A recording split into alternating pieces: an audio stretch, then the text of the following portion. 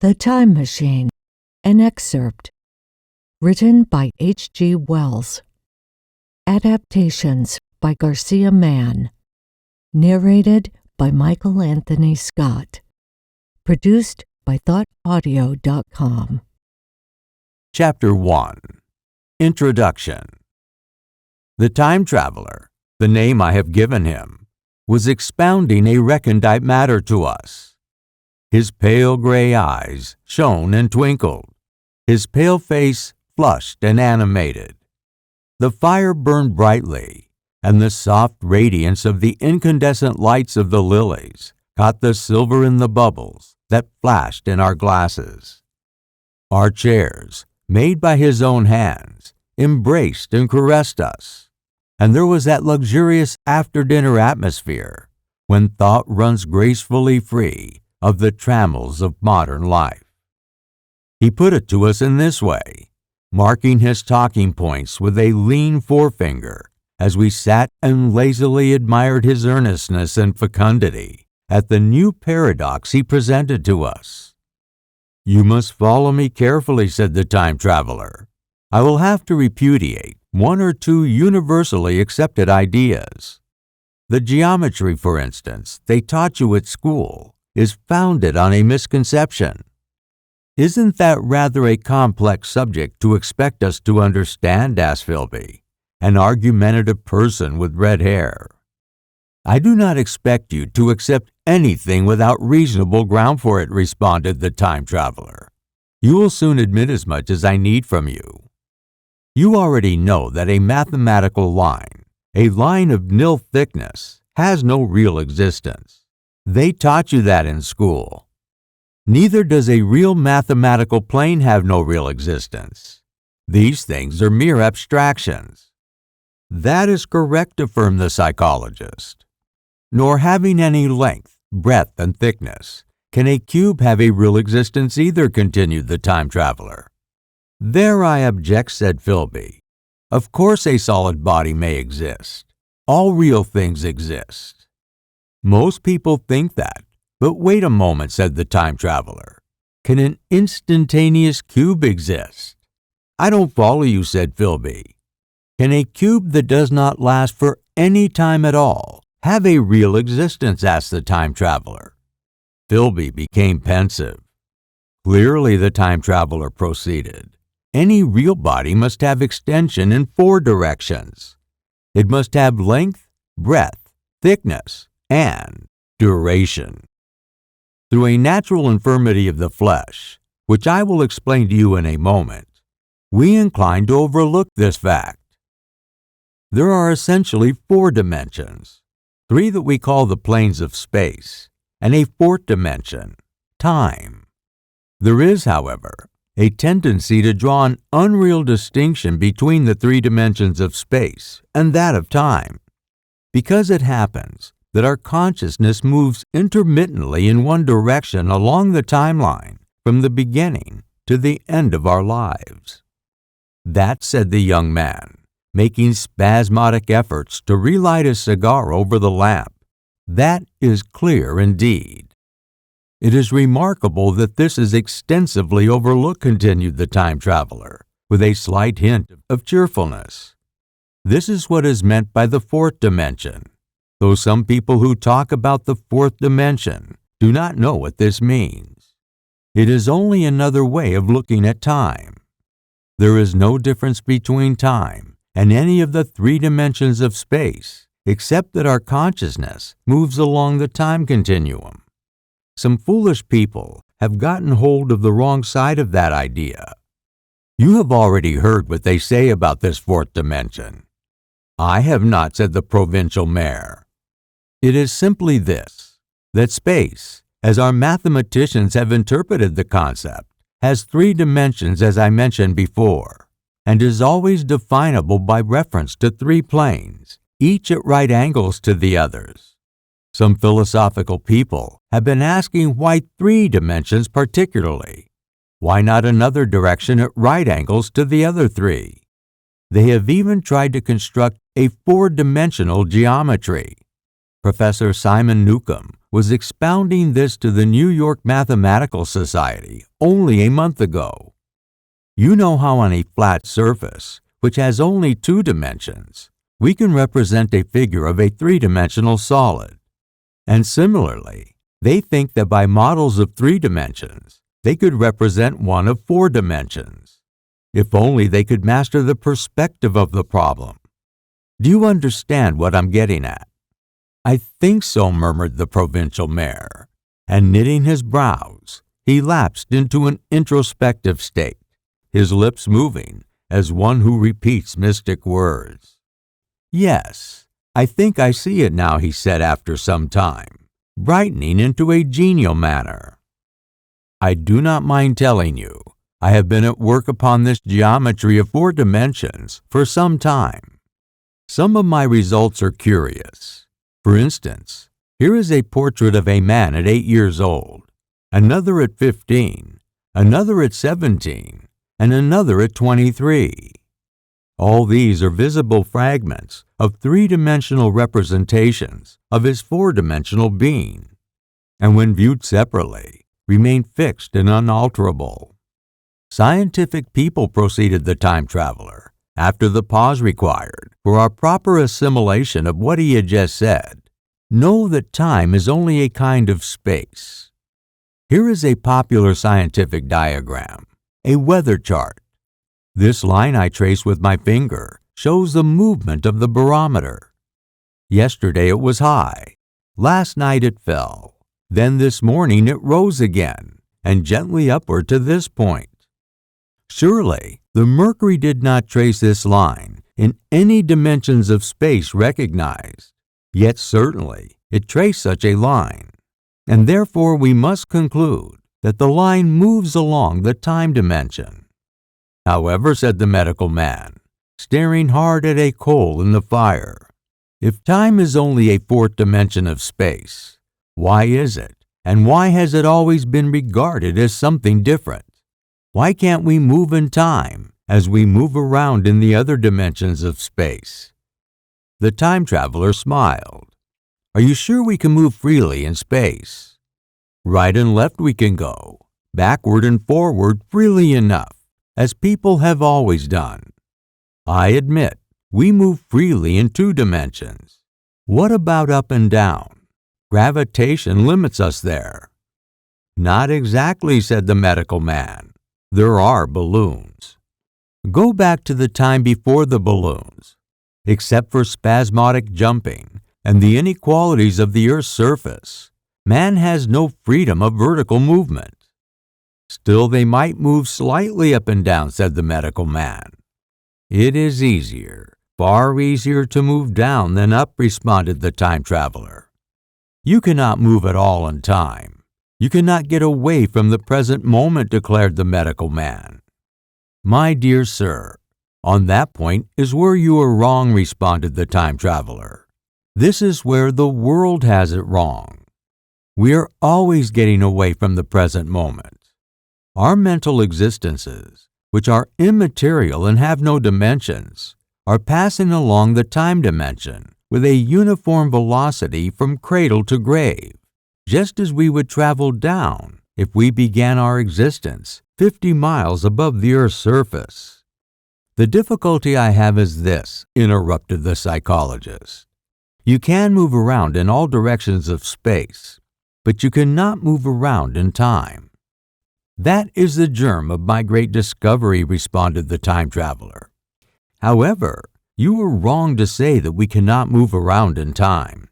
For instance, if I am recalling an incident vividly, I go back to the instant of its occurrence. I jump back in time for a moment. Of course, we have no means of staying back for any length of time, any more than our ancestors had of hovering 6 feet above the ground. A civilized man is better off than our ancient ancestors in this respect.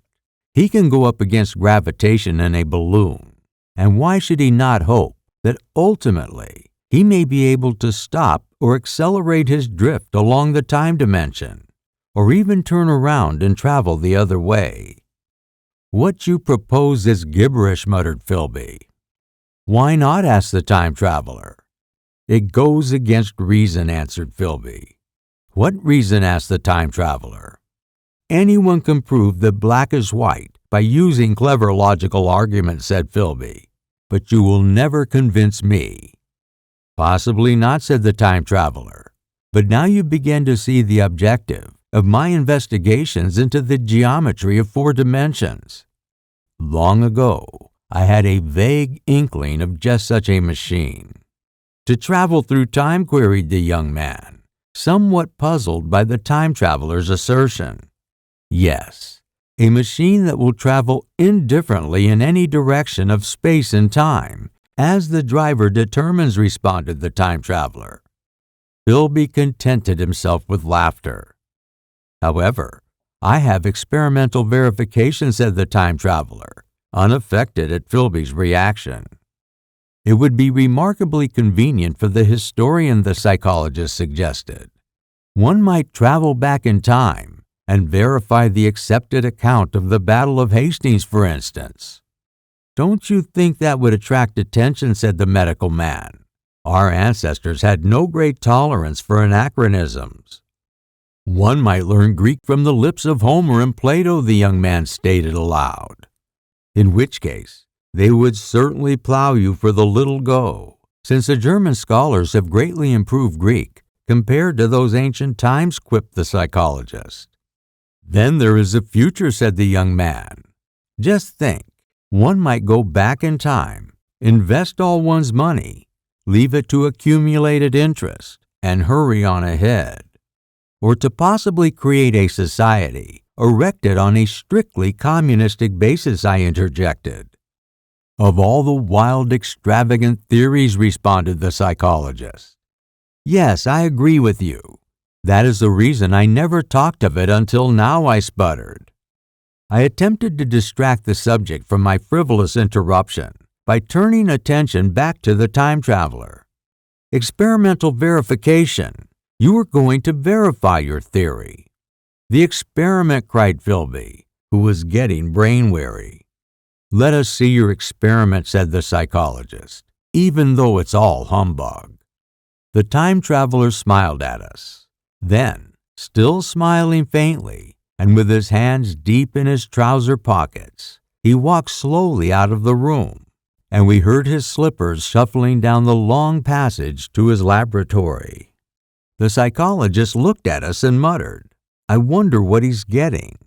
Some sleight of hand trick or other, said the medical man, as Philby tried to tell us about a conjurer he had seen at Burslem. Before he finished his story, the time traveler came back, and Philby's anecdote collapsed. Chapter 2. The Machine. The mechanism the time traveler held in his hand was a glittering metallic framework, scarcely larger than a clock, and delicately made. There was ivory in it, and some transparent crystalline substance.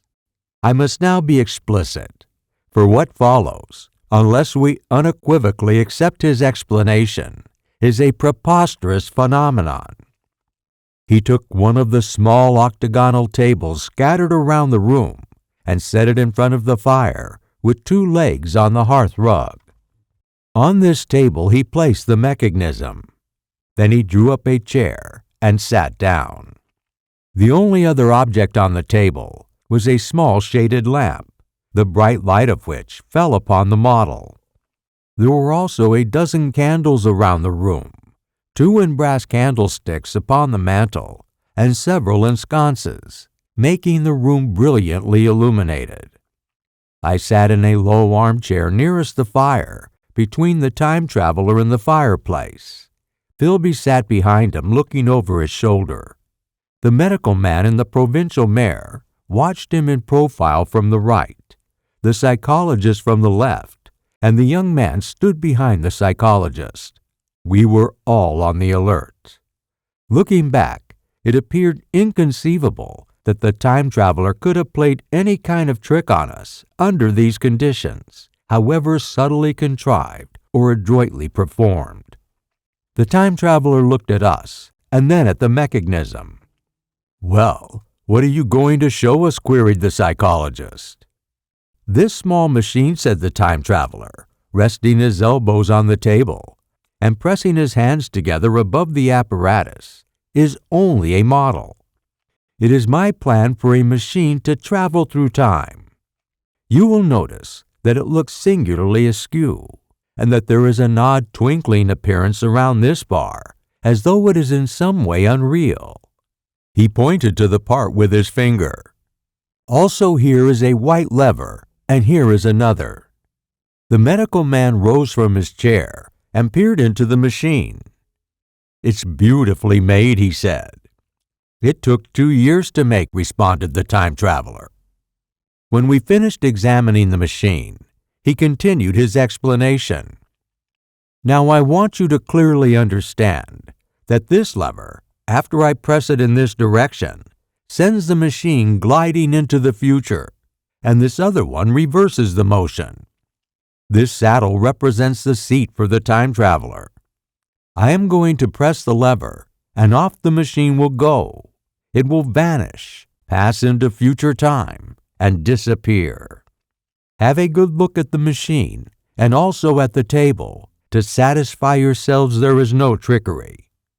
I don't want to waste this model, and then be told I'm a quack. There was a minute's pause. The psychologist was about to speak to me, but changed his mind. Then the time traveler moved his fingers toward the lever, and then abruptly stepped back away from the machine. No, he said, lend me your hand. Turning to the psychologist, he took his hand and told him to put out his forefinger. It was the psychologist himself who sent forth the model time machine on its interminable voyage. We all saw the lever turn. I am certain there was no trickery. There was a breath of wind, and the lamp flame jumped. One of the candles on the mantel blew out, and the little machine suddenly swung around, became indistinct, appearing ghost-like for a second, and then turned into a swirling vortex of faintly glittering brass and ivory. And then it was gone, vanished. Except for the lamp, the table was bare. Everyone was silent for a minute. Then Philby said he was damned. The psychologist recovered from his stupor and then looked under the table. The time traveler laughed cheerfully. Well, there it is. What do you think of my invention? He asked. Then getting up, he went to the tobacco jar on the mantel and with his back to us began to fill his pipe. Everyone stared at each other with blank looks. Look here, said the medical man. Are you in earnest about this? Do you seriously believe that the machine has traveled into the future? Certainly, said the time traveler, stooping to gather a spill in the fire. Then he turned, lit his pipe, and looked directly at the psychologist. The psychologist, to show everyone that he remained unhinged, helped himself to a cigar, and laughingly tried to light it uncut. What is more, I have a big machine nearly finished in my laboratory, and when that is put together, I intend to take a journey of my own. You mean to say that your machine has traveled into the future? Asked Philby, still fixated on the small machine's disappearance. Into the future or the past? I don't know for certain which one. After an interval, the psychologist had an inspiration. It must have gone into the past, if it has gone anywhere, he said. Why? Asked the time traveler. Because I presumed it has not moved in geographical space, and if it traveled into the future, it would still be here, since it must have traveled through this time. However, I said, if it traveled into the past, it would have been visible when we first came into this room, and last Thursday when we were here, and the Thursday before that. Serious objections, remarked the provincial mayor, with an air of impartiality, turning towards the time traveler. Those are not serious objections, responded the time traveler. And then turning to the psychologist, he said, think. You can explain this phenomenon. This demonstration illustrates common psychological knowledge. You already know the proper explanation. It's elementary." "Of course," said the psychologist, and reassured us. "It is a simple point of how psychological perception works. I should have thought of it. The explanation is plain enough and delightfully helps the paradox. We cannot see it, nor can we appreciate this machine's disappearance, any more than we can appreciate the spokes of a wheel spinning or a bullet whizzing through the air. If it is traveling through time 50 times or 100 times faster than we are, it travels a full minute while we only get through a second. The impression it creates is only 1/50th or 1/100th of what it would make if it were not traveling in time. That's plain enough." He passed his hand through the space in which the machine had been. "Do you see what I'm talking about?" he asked, laughing. We sat and stared at the vacant table for a minute or so. Then the time traveler asked us what we thought of what we just experienced. "It sounds plausible enough tonight," said the medical man. "But wait until tomorrow. Wait for the common sense of the morning to kick in. Then it becomes a different matter altogether." "Would you like to see the time machine itself?" asked the time traveler. With that, taking the lamp in his hand, he led the way down the long, draughty corridor to his laboratory. I remember vividly the flickering light, his curious broad head and silhouette, the dance of the shadows, how we followed him, puzzled but incredulous, and how there in the laboratory we witnessed a larger edition of the diminutive mechanism which we had seen vanish just moments before. We saw before our eyes parts made of nickel, parts of ivory, and parts filed out of rock crystal. The machine was complete, but the twisted crystalline bars lay unfinished upon the bench beside some sheets of drawings. I picked up one of the bars for a better look at it, and immediately recognized the material as quartz. "Look here," said the medical man. "Are you serious, or is this a trick, like the ghost you showed us last Christmas?" The time traveler, ignoring the medical man, held the lamp aloft and continued. "Upon that machine, I intend to explore time. Haven't I made my intentions clear enough? I was never more serious in my life." None of us quite knew how to take it. I caught Philby's eye over the shoulder of the medical man, and he winked at me solemnly. We all stood aghast at what we saw in front of us. Chapter 3. The Time Traveler Returns. At the time, none of us quite believed in the time machine. The fact is, the time traveler was one of those men who was too clever for anyone to believe. You always felt he was hiding something and suspect of an underlying deception, a duplicitous chicanery waiting to ambush you behind his lucid frankness. If instead, Philby demonstrated the model and explained its intricacies in the time traveler's exact words, we would display far less skepticism because we trusted Philby's character and his motives. A butcher would trust Philby's explanation. The time traveler's personality radiated a touch of whim in his showmanship that made you distrust him. The level of knowledge the time traveler communicated would make a less clever man a model of genius. But the time traveler's words appeared like sleight of hand tricks designed to deceive the observer with an unwelcome deviousness. It is a mistake to do things too seamlessly. I do not think any of us said much about time traveling in the interval between that Thursday and the next, though I must admit its odd potentiality ran in most of our minds. Among other things, its plausibility, its practical incredibleness, the curious possibility of anachronism, and the utter confusion it brought. For my own part, I was particularly preoccupied with the trick of the model and discussed the matter with the medical man when we met on Friday at the Linnean. He said he saw a similar thing at Tübingen and placed considerable stress on the candle blowing out. However, the medical man could not explain how the time traveler performed the trick. The next Thursday, I went to our weekly gathering at the time traveler's home. I suppose I was one of the time traveler's most constant guests, and arriving late, saw 4 men already sitting in his drawing room. The medical man was standing in front of the fire with a sheet of paper in one hand and his watch in the other. I looked around for the time traveler. "It's 7:30, said the medical man. "I suppose we should go on without him and have dinner as he suggested." "Where's our host?" I asked. "You've arrived late, but as odd as it sounds, he sent a message telling us he was unavoidably detained. He asked that we start dinner at 7 if he is not back, and will explain everything when he joins us." "It seems a pity to let the dinner spoil," said the editor of a well-known daily paper, and consequently, the doctor rang the dinner bell.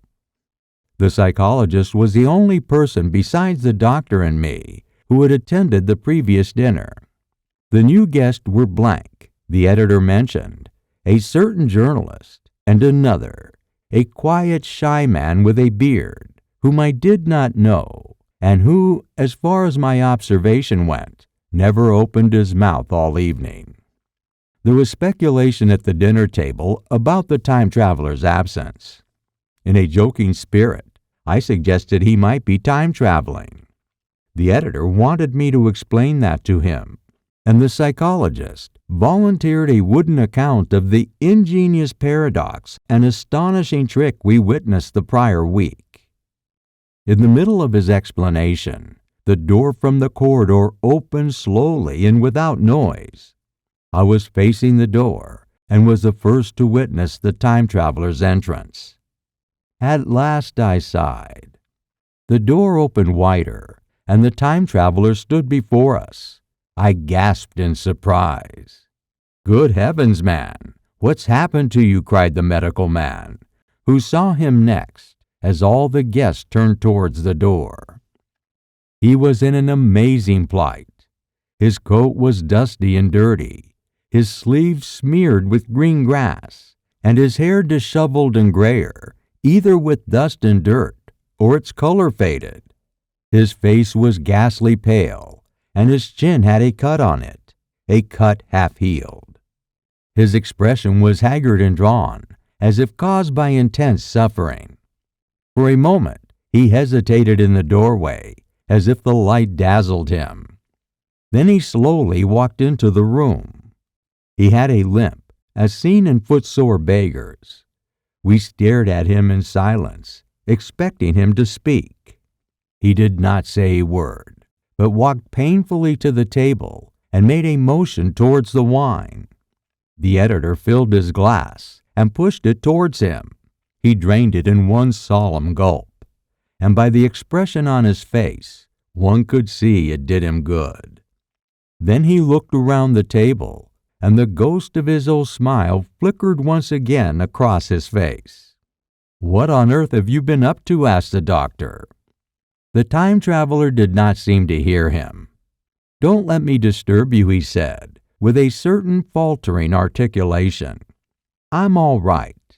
He stopped, held out his glass for more wine, and once again drank it down in one swig. "That's good wine, very good wine." His face shone in complete satisfaction.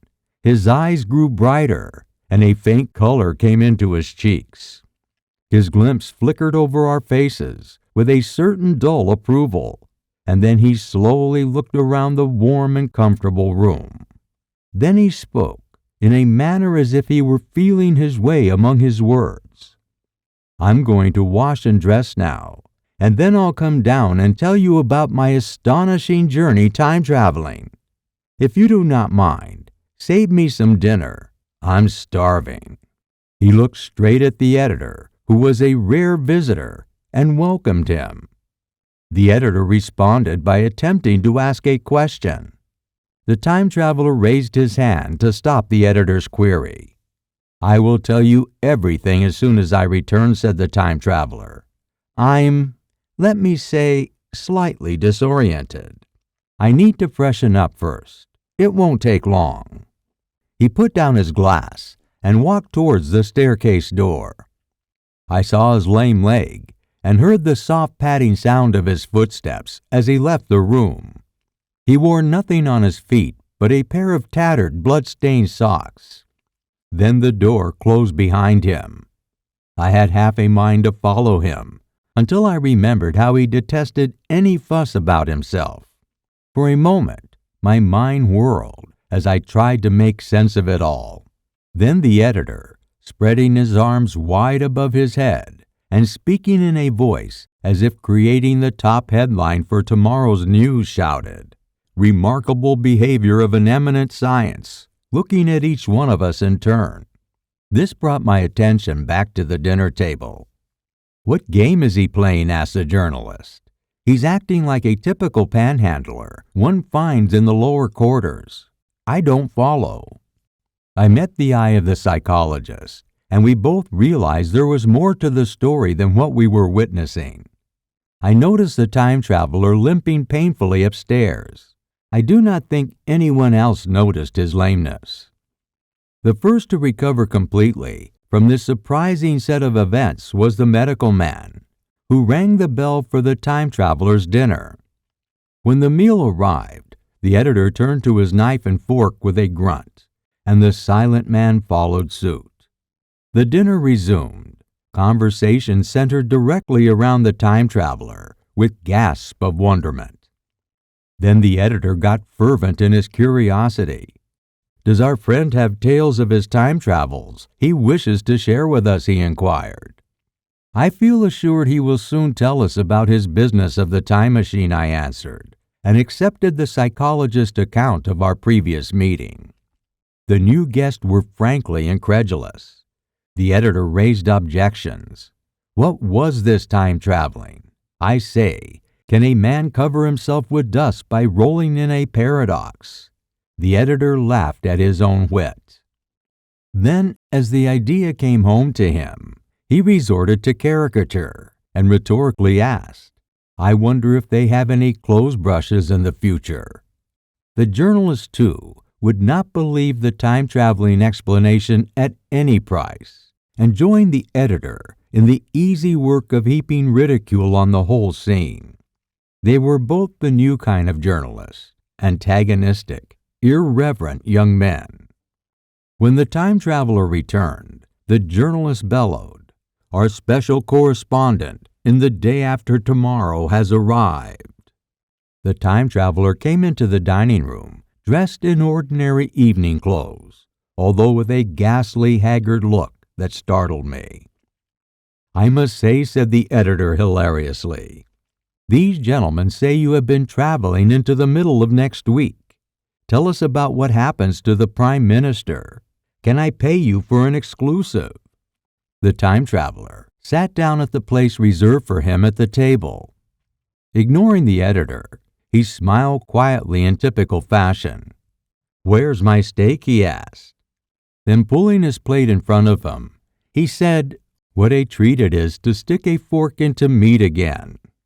"We want your story," cried the editor. "The story can wait," said the time traveler. "I want something to eat. I will not say a word until I get a satisfying meal into my belly." Then, turning to look at everyone at the table, he said, "Thank you for your understanding. If you do not mind, please pass me the salt. Thank you." "One word," I said. "Have you been time traveling?" "Yes," said the time traveler, with his mouth full, nodding his head. "I'll give you $1 a line for an exclusive interview," said the editor. The time traveler pushed his glass towards the silent man and rang it with his fingernail. The silent man, while unflinchingly staring at his face, convulsively started pouring wine in his glass. The remainder of the dinner was uncomfortable. For my own part, sudden questions kept coming to mind, and I am certain it was the same with the others. The journalist tried to relieve the tension by telling anecdotes of a famous actress he met in London. The time traveler devoted his attention to his dinner and displayed the appetite of a starving drifter. The medical man smoked a cigarette and watched the time traveler through his eyelashes. the silent man became even more clumsy than usual and drank champagne with regularity and determination, driven by sheer nervousness. At last, the time traveler pushed his plate away and looked around at us. "I suppose I must apologize," he said. "I was simply starving. I've experienced an amazing series of events." He reached out his hand for a cigar and cut the end. "Come into the smoking room. It's too long of a story to tell over greasy plates." And ringing the bell in passing, he led the way into the adjoining room. "Have you told Blank, Dash, and Choose about the machine?" he asked me, leaning back in his easy chair and naming the 3 new guests. "The thing's a mere paradox," said the editor. "I can't argue tonight. I don't mind telling you the story, but I can't argue," he said in a brisk voice. "I will tell you what happened to me, but you must refrain from interruptions. I want to tell it badly. Most of my story will sound dubious. So be it. It is true, every word of it. I was in my laboratory at 4 o'clock, and since then I have lived 8 days, such days as no human being ever lived. I am exhausted, but I will not sleep until I have told my story to you. Then I will go to bed and get some much-needed sleep. However, again, I must insist there be no interruptions. Is it agreed?" "Agreed," said the editor aloud, and the rest of us nodded in agreement. With that, the time traveler began his story. He sat back in his chair and spoke like a weary man, although afterwards he got more animated. In writing it down, I must explain how inadequate I felt, especially in my inability to capture in words the true mystique and quality of his story. You, dear reader, are certainly attentive enough, but you cannot see the speaker's gaunt face in the brightness of the lamp, nor hear the intonation of his voice. You cannot see how his expression followed the turns of his story. Most of us were in shadow, and since the candles in the smoking room had not been lit, they illuminated only the face of the journalist and the legs of the silent man from the knees downward. At first, we frequently glanced at each other in the dark. After a time, we ceased to do even that, and looked only at the time traveler's face. Chapter 4. Time Traveling. I told some of you last Thursday of the principles of the time machine, and showed you the actual machine as it stood incomplete in the workshop. There it is now, a little travel-worn, with one of the ivory bars cracked, a brass rail bent, but the rest of it intact.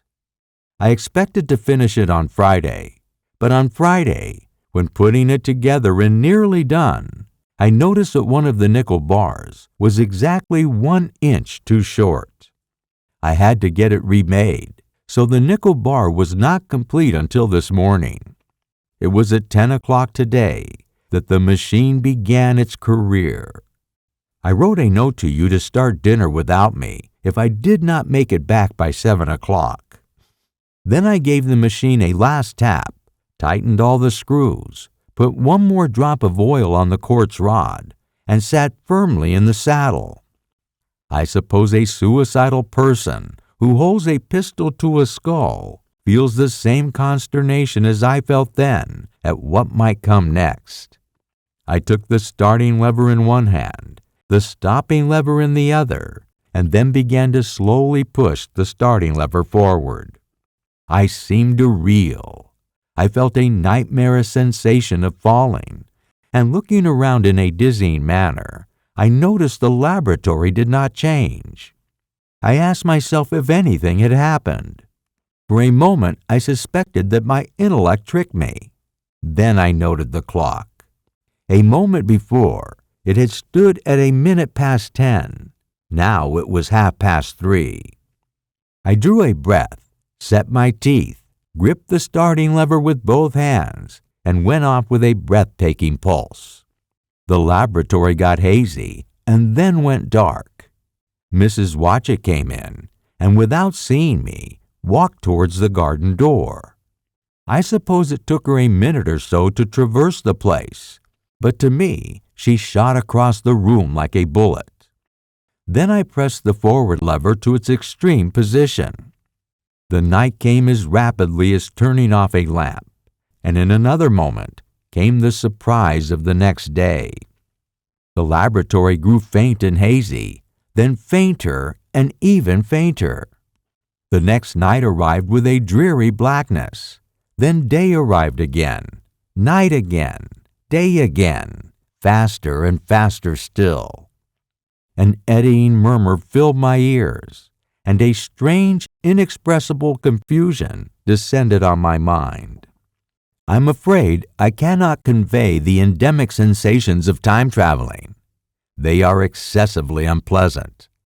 There is a feeling exactly like one has riding a roller coaster as it bends around corners, seemingly out of control. It was a helpless, headlong motion. I also felt the horrible anticipation of an imminent crash. As I pushed the machine at a faster pace, night followed day like the flapping of a hummingbird's wings. The dim image of the laboratory seemed to fall away from me, and I saw the sun hopping swiftly across the sky, leaping from the distant horizon every minute, and every minute marking a day. As I accelerated through time, my laboratory disappeared, and I came into the open air. I had a dim impression of scaffolding, but I was already going too fast to be conscious of any objects on the ground. Imagine the slowest snail that ever crawled, now dashing by as rapidly as a galloping horse. The twinkling succession of darkness and light was excessively painful to my eyes. Then, in the intermittent multifold darkness, I saw the moon spinning swiftly through her quarters from new to full. And then as I looked directly upward, a faint glimpse of the circling stars appeared. As my journey progressed, I continued gaining velocity. The palpitation of night and day merged into one continuous grayness. The sky took on an exquisite deepness of blue, a splendid luminous color like that of early twilight. The jerking sun became a streak of fire, a brilliant arch in space. The moon became a fainter fluctuating band, the stars a bright constellation flickering in the deep blue night. The landscape was misty and vague. I remained on the hillside where this house now stands, and the familiar hill behind my home rose above me gray and dim. I saw trees growing and changing like puffs of vapor, rapidly turning green as they grew, and then brown as they aged, growing tall, spreading wide, then shriveling and passing away like dreams. I saw great and splendid architecture rising around me, more massive than any buildings of our time, bundled tightly together around city blocks. And yet as I passed by them, their construction seemed to consist of only glimmer and mist. The whole surface of the earth changed, melting and flowing under my eyes. The hands of the dials, registering my speed, raced around faster and faster. The sunbelt swayed up and down from solstice to solstice in a minute or less, and consequently, I realized my pace was over a year a minute. Minute by minute, the white snow flashed across the surface, vanished, and then the bright brief green of spring appeared. The unpleasant sensations that occurred during the initial stages of the starting process were less poignant now. My sensations merged completely into exhilaration when I noted a clumsy, unaccountable swaying of the machine.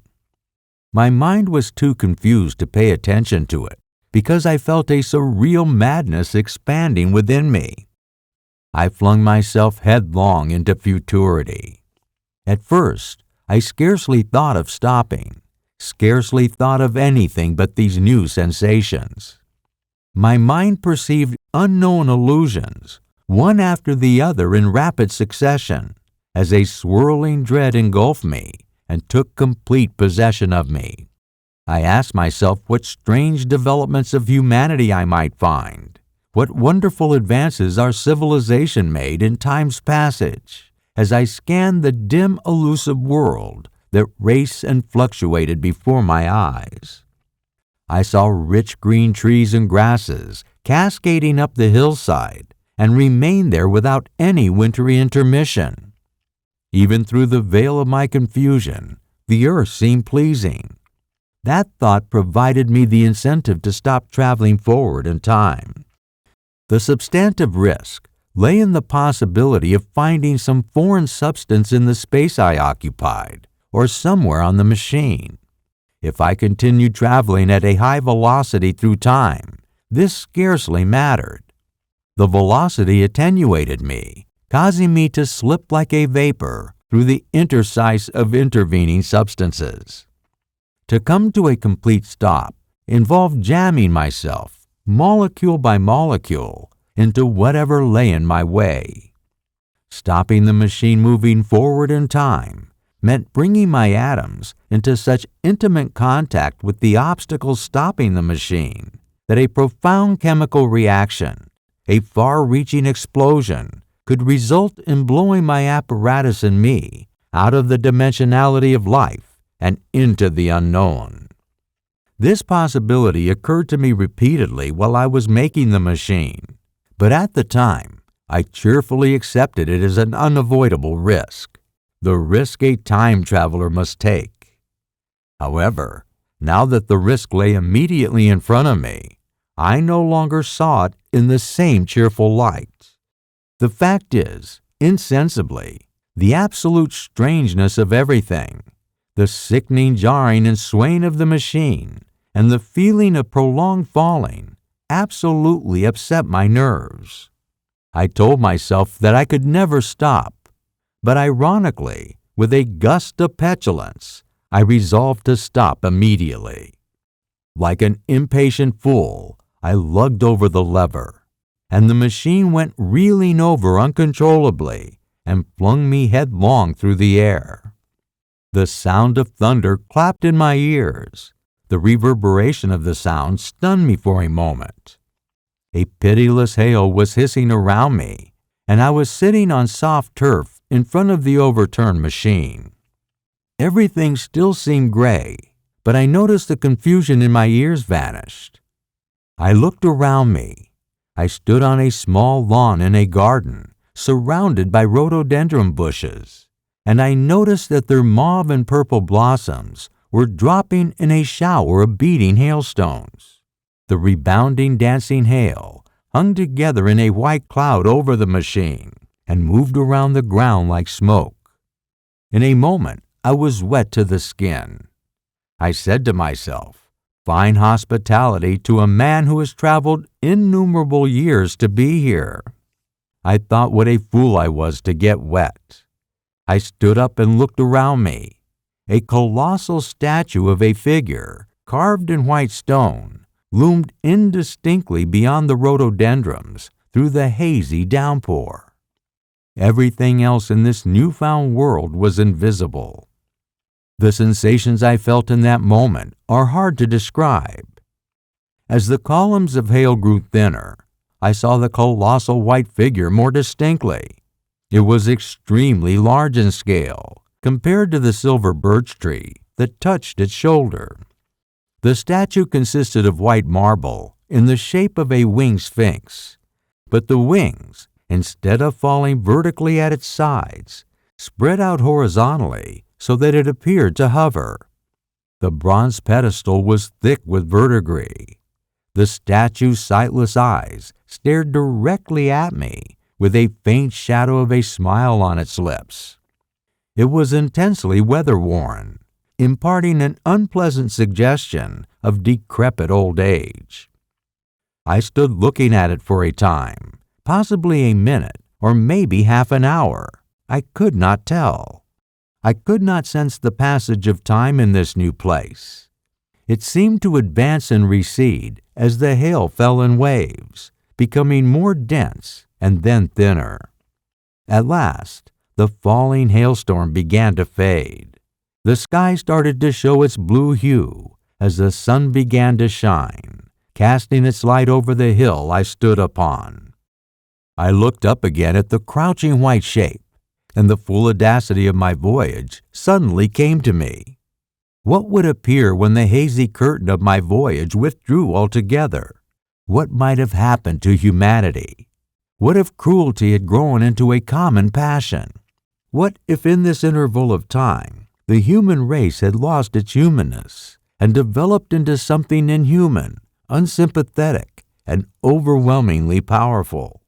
I might see some old-world savage animal, only the more dreadful and disgusting for our common likeness, a foul creature destined for slaughter. As I began to look around, I saw other vast shapes appear. Huge buildings with intricate parapets and tall columns, standing on a wooded hillside, deeply creeping in upon me through the lessening storm. Panic and fear seized me. I turned frantically to the time machine and strove hard to upright it to its proper position. As I did this, the shafts of the sun smote through the thunderstorm and swept aside the gray downpour that vanished like the trailing garments of a ghost. Above me, in the intense indigo color of the summer sky, faint white shreds of cloud whirled into nothingness. The great buildings around me stood out clear and distinct, shining with wet drops of the thunderstorm and brimming with white unmelted hailstones piled high along their fallen path. I felt naked in this strange world.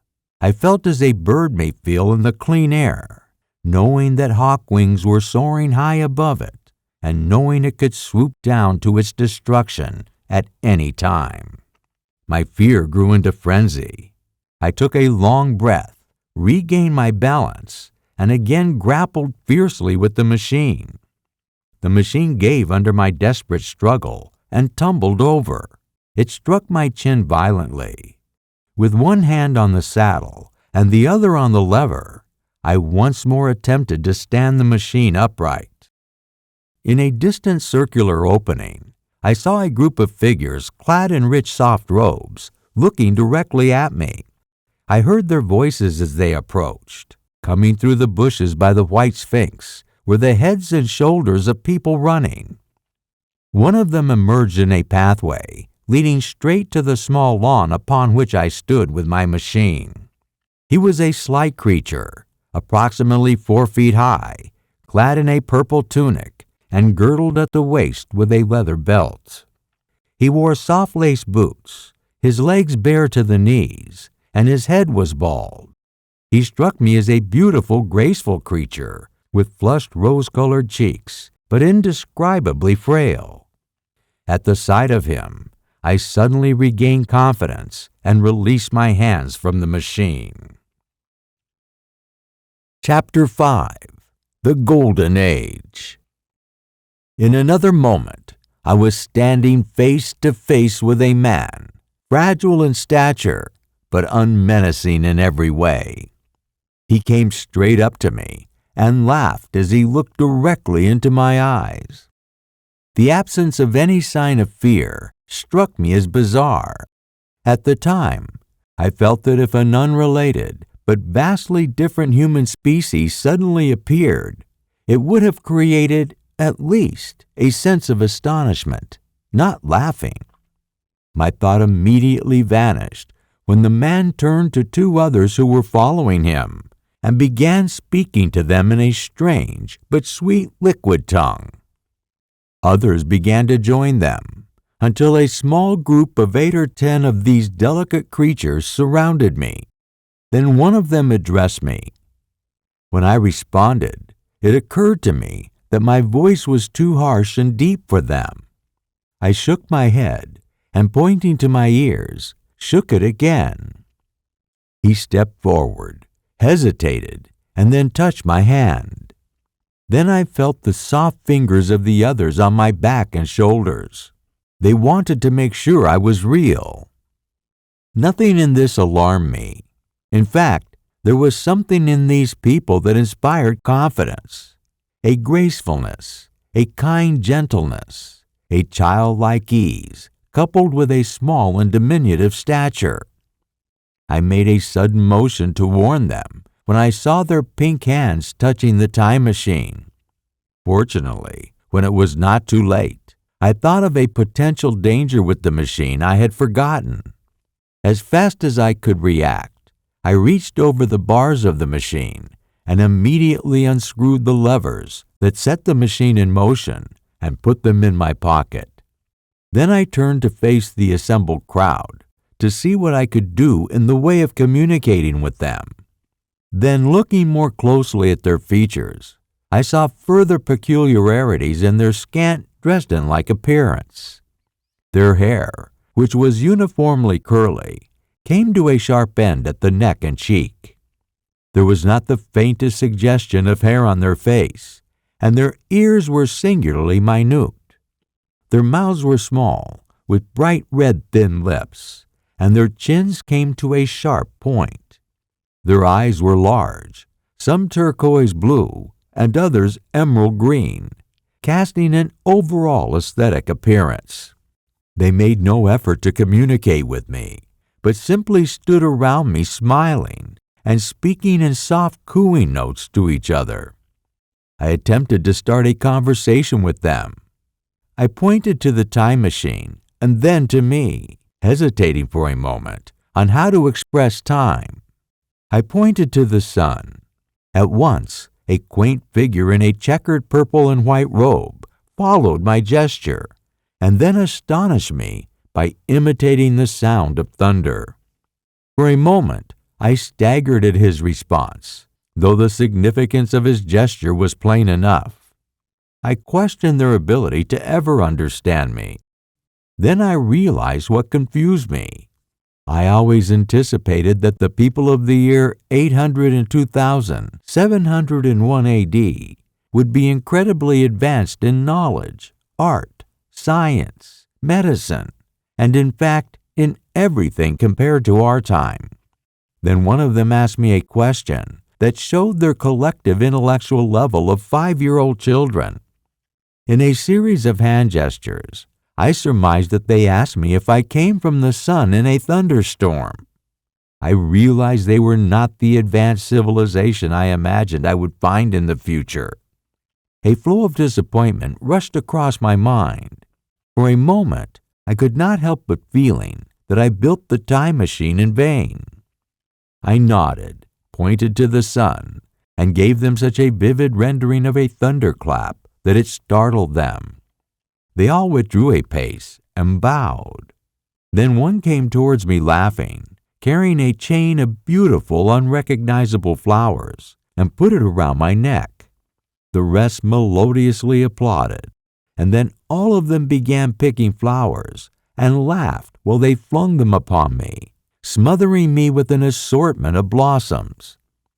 You can scarcely imagine what delicate and wonderful flowers that countless years of floriculture created. Then someone gestured to bring me to the nearest building and then led me past the Sphinx of white marble. The carven eyes of the Sphinx followed me as I walked towards a vast gray edifice of fretted stone. As I went with them, I anticipated seeing profoundly advanced technologies and vast intellectual superiority. The building had a huge entry, and its entirety was of colossal dimensions. The growing crowd of people occupied my attention, along with the big open portals that yawned before me, shadowy and mysterious. As I scanned the exterior of the building, my general impression was of a long-neglected, tangled wasteland of stunning, resplendent bushes and flowers, and yet contained in weedless, quasi-structured gardens. I saw several tall spikes of elegant white flowers, measuring a foot across the spread of waxen petals. They grew scattered, as if wild, among the variegated shrubs, but I did not have enough time to examine them closely as we marched towards the tall building. Reluctantly, I left the time machine deserted on the turf among the rhododendrons. The arch of the doorway was richly carved, but with our brisk pace, I was unable to observe the intricate carvings in detail, but sensed the vague images were old Phoenician decorations. It struck me that they were badly broken and weather-worn. Several more brightly clad people met us in the doorway as we entered. A large group of people clamored around me as soon as I made my entrance. They were all wearing bright, soft-colored robes, all roaring in a melodious whirl of laughter and chattering with each other in their chittering language. The huge doorway opened into a great hall hung with brown tapestry. The roof was in shadow, and the windows, partly glazed with colored glass, emitted a tempered light. The well-worn floor consisted of immense slabs of hard white metal. I conjectured it existed through countless past generations, creating a deeply channeled path along the well-worn ways. Traversing the length of the great hall were innumerable tables made of slabs of polished stone, and raised a foot from the floor, with numerous large bowls heaped full of fruits. Some I recognized as genetic derivatives of the fruits of our age, but all of them appeared inexpressibly enigmatic. Between the tables, several cushions lay scattered about. My hosts seated themselves on the cushions, signaling with their hands for me to do likewise. With an absence of ceremony, they began to eat the fruit with their hands, stuffing their peels and stalks into the openings in the sides of the tables. I followed their example without hesitation. I was extremely hungry. As I ate, I leisurely surveyed the hall. The thing that struck me most was its dilapidated look. I noticed that the stained glass windows displayed a geometric pattern with broken panes in many places. The curtains hung across the lower end of the windows and were abnormally thick with dust. Nevertheless, the general effect was extremely rich and picturesque. There were a couple of hundred people dining in the hall, and most of them, seated as close to me as they could come, were watching me with interest, their eyes peeking over the fruit in the center of the table. Fruit was their total diet. These people of the remote future were strict vegetarians, and while I was with them, despite some carnal cravings, I had to be frugivorous also. I found afterwards that all land animals had become extinct and no longer a part of the human diet. The fruits were delightful. A flour-based dish in a three-sided husk was especially good, and I made it my staple. At first, all these strange fruits and flowers puzzled me, but later I began to understand their importance. As soon as I checked my appetite, I grew determined to learn their language. Clearly, that was the next thing to do. The fruit seemed a convenient thing to begin with, and holding a piece of fruit in my hand, I began a series of interrogative sounds and gestures. Surprisingly, I experienced considerable difficulty in conveying my meaning. At first, my efforts were met with a stare of surprise or inextinguishable laughter. But then a fair-haired creature grasped my attention and repeated a name. They chattered at great length to each other. My first attempts to make the sounds of their language caused an immense amount of genuine amusement. However, I persisted and soon learned a score of nouns at my command. Then I learned pronouns and even the verb to eat. It was slow work, and the people soon tired and wanted to get away from my interrogations. I determined, by necessity, to ask for language lessons in smaller microdoses, and only when they felt inclined. Before long, I found that smaller microdoses of everything was their forte. I thought to myself that I had never met people more apathetic or so easily fatigued. Chapter 6. The Sunset of Humanity. I soon discovered a curious thing about my host, and that was their lack of sustained interest. They would come to me with eager cries of astonishment, like children, and then again, like children, they would soon stop and wander away after some other distraction. As the dinner and my conversational lessons ended, I noted for the first time that all those who first surrounded me were gone. It is odd how speedily I came to disregard these people after interacting with them over time. As soon as my hunger was satisfied, I went out through the portal into the sunlit world. I was continually meeting more of these people of the future who would follow me for a short distance, chattering and laughing, and then after briefly dancing around me, they would suddenly stop and leave me without notice. The calm of the evening was upon the world as I emerged from the great hall, the scenery lit by the warm glow of the setting sun. At first, everything was confusing and entirely different from the world I knew. The big building was situated on the slope of a broad river valley, but the Thames had shifted a mile from its present position. I resolved to climb the small hill to the summit of its crest, approximately a mile and a half away, where I could get a wider view of the surrounding area. As I walked, I watched for signs that could help explain the ruinous condition of this future world, for ruinous it was. A little way up the hill, for instance, was a great heap of granite, bound together by masses of aluminum, a vast labyrinth of precipitous walls and crumpled heaps amidst thick layers of beautiful pagoda-like plants, wonderfully tinted with an array of bright colors around the leaves. The mass of granite I found was the derelict remains of some vast structure, although to what end a previous age built it, I could not determine.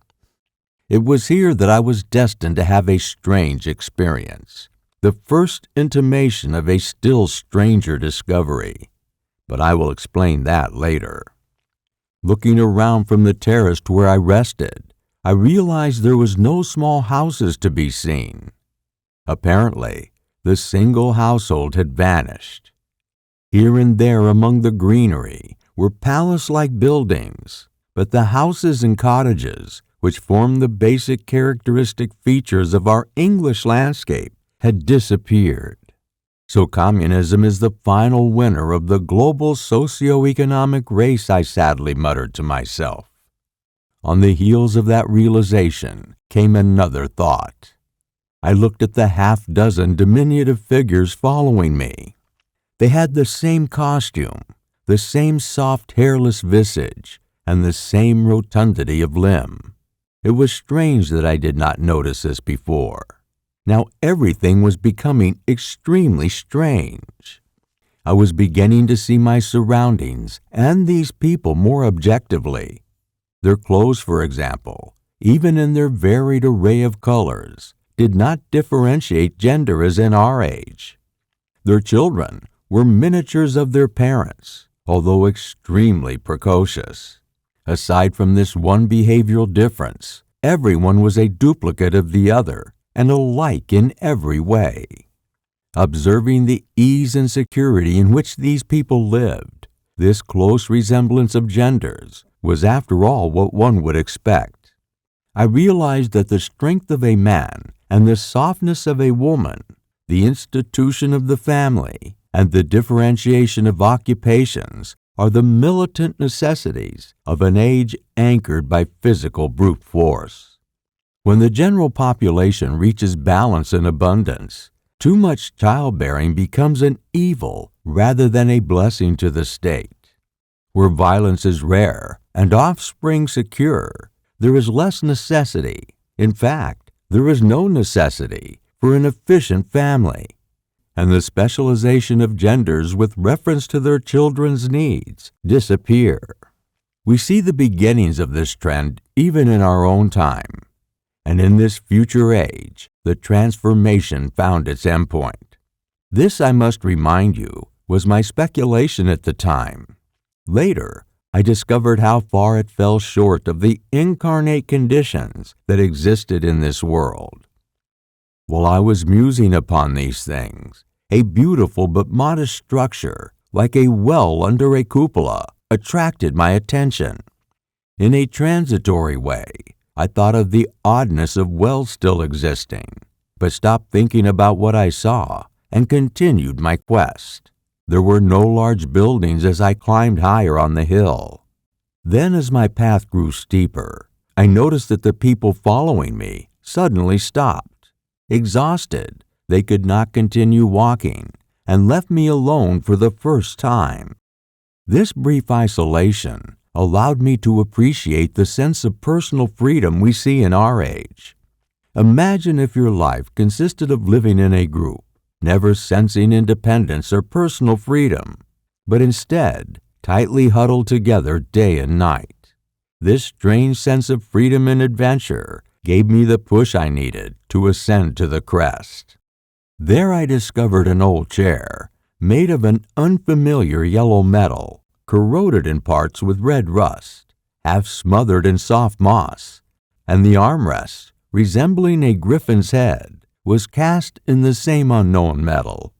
I sat down on it, glad of a place to rest after a long day, and surveyed the panoramic view of our old world under the future sunset. It was one of the most beautiful views I ever saw. The sun had already set below the horizon, and the west was flaming gold, touched with an array of horizontal bars, colored in purple and crimson. Below was the valley of the Thames, in which the river lay like a band of burnished steel, and great palaces dotted the variegated greenery, some in ruins and some still occupied. Here and there rose silvery figures in the waste garden of the earth, spotted with the same vertical lines of some cupola or obelisk. There were no hedges, no signs of proprietary rights, or no evidence of agriculture. It appeared as if the whole world was a garden. Watching, I began to interpret the things I witnessed, and as I assessed my thoughts that evening, it appeared I landed in a garden paradise. Afterwards, and most unfortunately, I found my observations to form only a half-truth, a surface glimpse of one facet of this futuristic civilization. It then dawned on me that I stumbled upon humanity on the wane. I realized the ruddy sunset was metaphorically the sunset of humanity. When I assessed what I had seen up to this point, it was clear to me that this future culture was a clear and logical consequence of the world in which we currently live. Strength is the outcome of need. Feebleness sets a premium on security, the process of constantly striving to ameliorate the brutal conditions of life.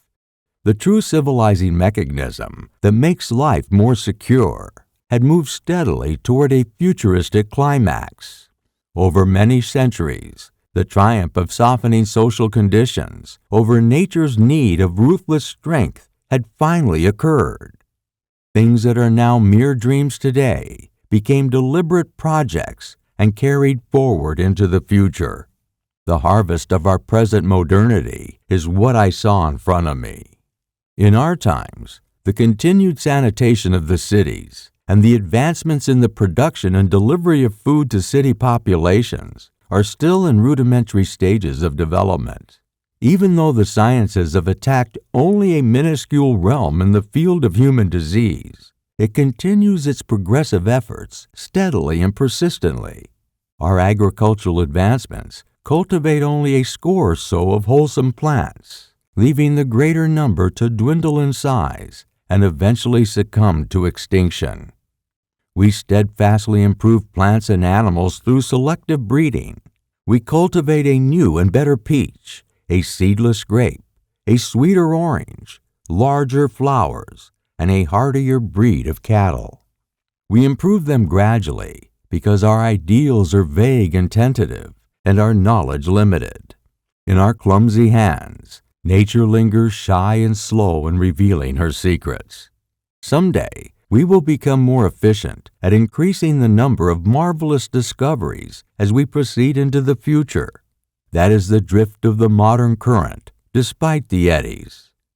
The world will be intelligent, educated, and cooperating, and our efforts will move faster and faster towards the subjugation of nature. In the end, wisely and carefully, we adjust the balance of all animal and vegetable life to suit our human needs. I observed that these changes were successfully and undeniably done in the space of time that my machine surged across the ages. The air was free from gnats, the earth free from weeds and fungus. Everywhere there were sweet fruits and delightful flowers, and brilliantly colored butterflies flew gracefully in all directions. Humanity finally attained the ideal of preventive medicine and stamped out all human diseases, evidenced by the fact that I saw no signs of contagious diseases or infirmity during my stay. To my amazement, they realized unprecedented social triumphs. I saw people housed in splendid shelters, gloriously clothed in intricately tailored silk and leather garments, and during my stay, I never saw them engaged in work of any type. There were no signs of struggle, neither social or economic. Shops, advertisements, traffic, and all the elements of business and commerce that constitutes the body of our world were gone. It seemed to me at the time that they finally solved the difficult problem of population growth and stabilized it to a sustainable level.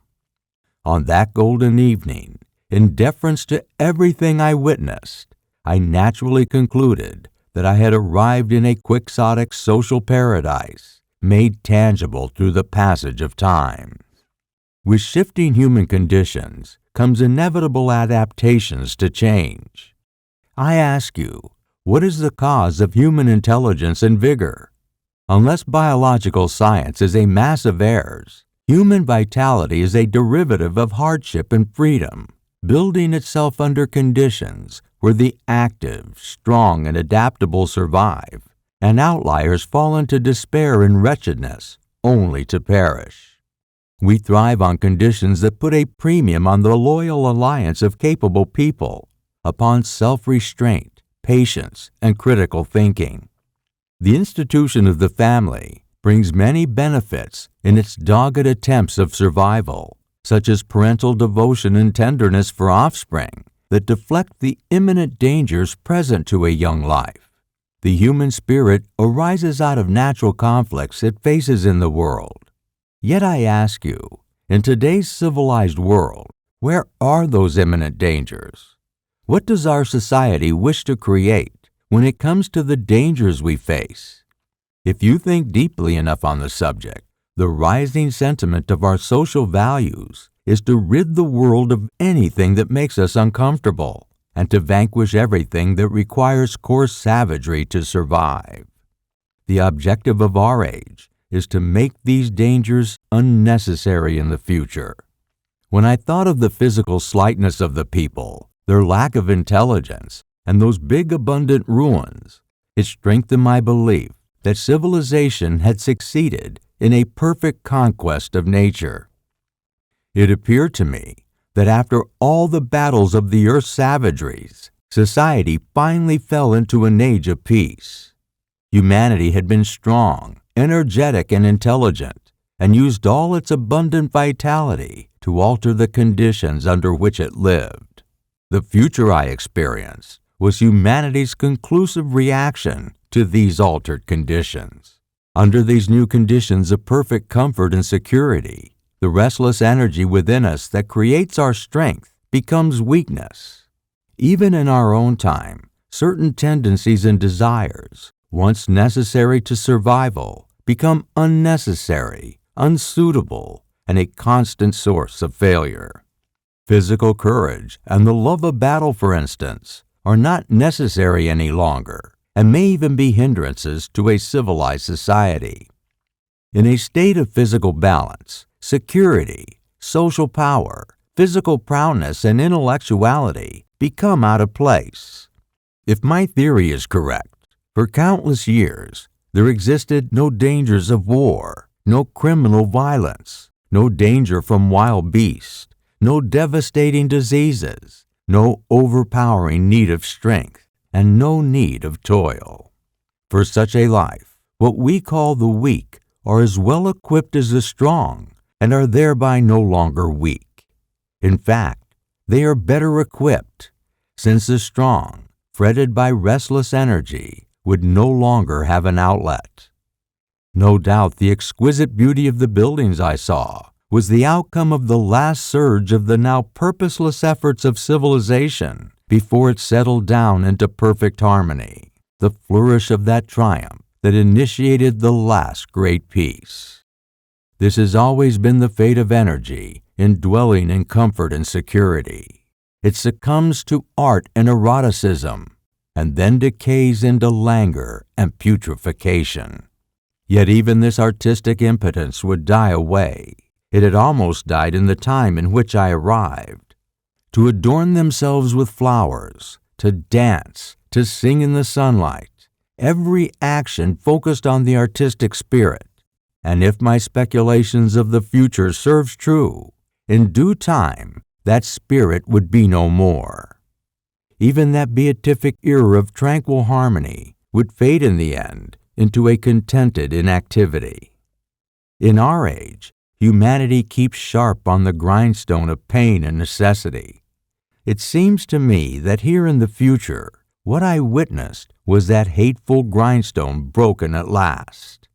As I stood there in the emboldened dark, I thought that in this simple explanation, I had mastered the problems of the world, mastered the secret of these wondrous and delicate people. It appeared the checks and balances they had devised for a perfect utopian world had succeeded too well. Their languid behaviors attested to that. My theory would account for the abandoned ruins, no longer necessary with the extinguishment of human intellect. My explanation was simple and plausible enough, as most wrong theories are. Chapter 7. A Sudden Shock. As I stood there musing over this perfect triumph of humanity, the full moon's light glowed in the northeast horizon in an overflow of silver.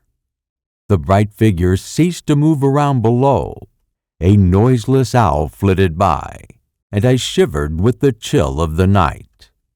I was determined to descend the hill and find a place to sleep. As I searched for the large building of stone to find rest, I surreptitiously scanned the landscape. I spotted the white sphinx sitting stoically on its pedestal of bronze, growing distinct as the light of the rising moon grew brighter. I could see the silhouette of silver birch trees and a tangle of rhododendron bushes black in the pale light. And then I saw the small green lawn I recognized. I looked at the lawn again. A curious doubt chilled my complacency. No, I said stoutly to myself, that was not the lawn I saw before. However, it was the lawn, for the white leprous face of the Sphinx faced it. You cannot imagine what I felt when I realized that the time machine was gone. A light flashed across my face. I suddenly realized the possibility of losing the age from which I came and the prospect of becoming stranded in this strange new world. The crippling thought rippled through my body. I could feel it grip me at the throat and stop my breathing. I panicked as fear came over me, and I started running with great leaping strides down the slope. I fell headlong and cut my face. I lost no time in halting the blood, and immediately jumped up and continued running as a warm trickle of blood ran down my cheek and chin. As I ran, I was saying to myself, they have moved it and pushed it under the bushes out of the way. Nevertheless, I ran as fast as I could. With the certainty that comes with excessive dread, I knew that running was pure foolhardiness. Instinctively, I knew they moved the machine to a place where I could not find it. My breathing became immensely painful. I covered the 2-mile distance from the hill crest to the lawn in less than 10 minutes, a surprising feat, knowing full well that I'm not a young man. As I ran, I cursed at my recklessness in leaving the machine. I cried aloud, but no one answered. Not a creature stirred in that moonlit world. When I reached the lawn, my worst fears became realized. There was not a trace of the machine. I felt faint and cold as I faced the empty space among the black tangle of bushes. I ran around furiously, hoping that the machine lay hidden in some nearby dark corner. Exasperated, I abruptly stopped, my hands clutching my hair. Above me towered the Sphinx, sitting unemotional upon the bronze pedal, white, shining, leprous, in the light of the rising moon. It seemed to smile in mockery at my frantic dismay. I might have consoled myself by imagining the people of this age had put the mechanism in a shelter for me. I slowly realized this could not be true, due to their physical and intellectual inadequacy. What dismayed me was the sense that some unsuspected power I could not identify somehow vanquished my invention and stole it away into some unknown space. Yet for one thing I felt assured, the machine could not have moved in time. When I removed the levers, it prevented anyone from tampering with the machine. It certainly had moved, and someone had hidden it, yet not in time, but only in space. With dread, I asked myself where it could be. I went into a frenzy. I remembered running violently around moonlit bushes surrounding the Sphinx and startling some white animal that in the dim light I took for a small deer. I remember late that night beating the bushes with my clenched fist until my knuckles bled from smashing them against the trees. Then, sobbing and raving, I went down to the great building of stone. The big hall was dark, silent, and deserted. I slipped on the uneven floor and fell over one of the malachite tables, almost breaking my shin. I lit a match and walked past the dusty curtains. There I located a second great hall covered with cushions, where 20 people were sleeping. I had no doubt they found my appearance strange, coming suddenly out of the quiet darkness with inarticulate and frenzied noises, holding the sputtering flare of a match. "Where's my time machine?" I shouted without warning, bawling like an angry child, pushing and shaking them. My ranting behavior must have been peculiar to them. Some laughed, but most of them looked sorely frightened. When I saw them standing around me, I realized it was foolish to create a sense of urgency in them, since I reasoned by their previous behavior that they did not have the ability to react to anything outside their contented perspectives of serene life. Abruptly, I flung the match on the ground, and knocking people over in my way, went blundering across the big dining hall out into the moonlight. I heard cries of terror as their feet scampered through the hall.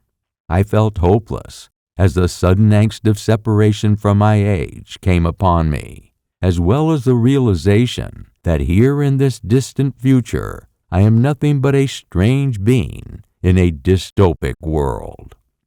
I raved as I ran around in a mad rush, screaming and crying about my malign misfortune. I became horribly fatigued as the long night of despair wore on, as I looked everywhere, groping among moonlit ruins, touching strange creatures in the black shadows. Finally, I fell on the ground near the Sphinx, weeping with absolute wretchedness, angry over my foolishness of leaving the machine. As the frantic search ebbed away with my fading strength, I had nothing left but misery. Then I fell into a deep sleep.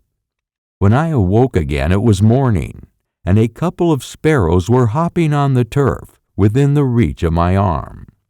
I sat up in the freshness of the morning, trying to remember how I got there and why I had such a profound sense of desertion and despair. Then my dire situation began to crystallize through the cloud of sleep, and the ghastly dread of the previous night returned.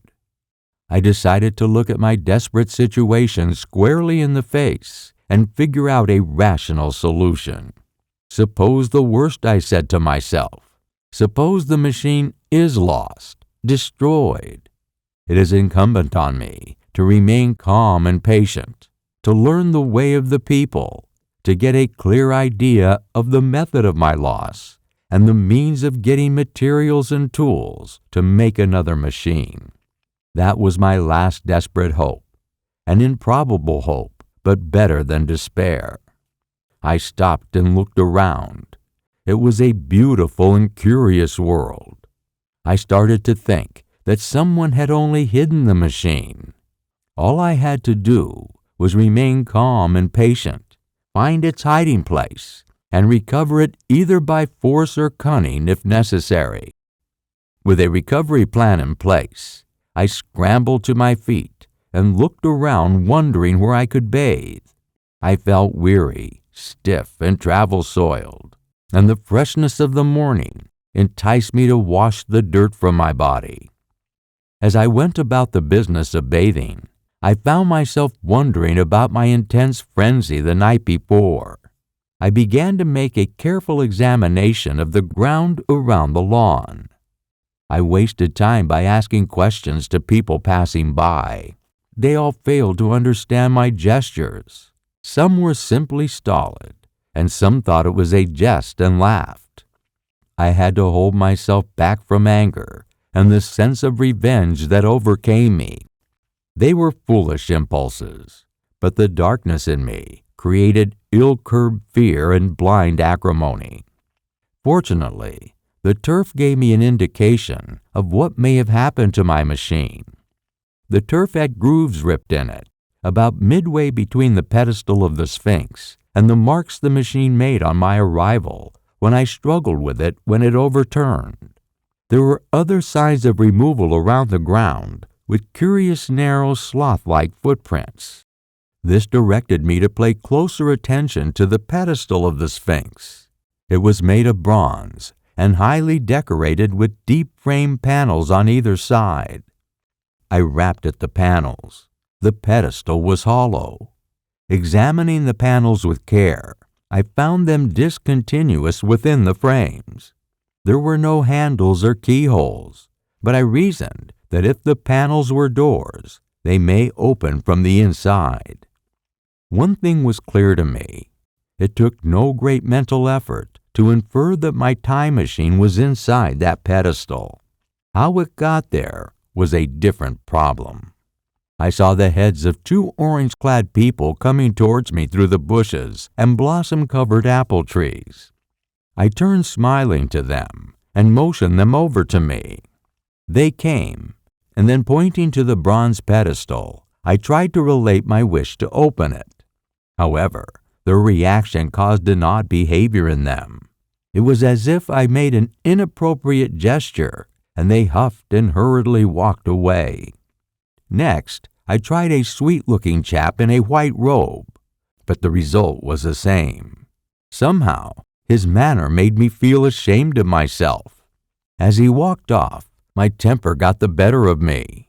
In 3 strides, I was after him and grabbed him by the loose part of his robe around his neck and began dragging him back to the Sphinx. When I saw the horror and repugnance of his face, I let him go. It seemed any emotion outside of their collective placidity was inexcusable. I did not give up my effort to find the machine and began banging my fist on the bronze panels.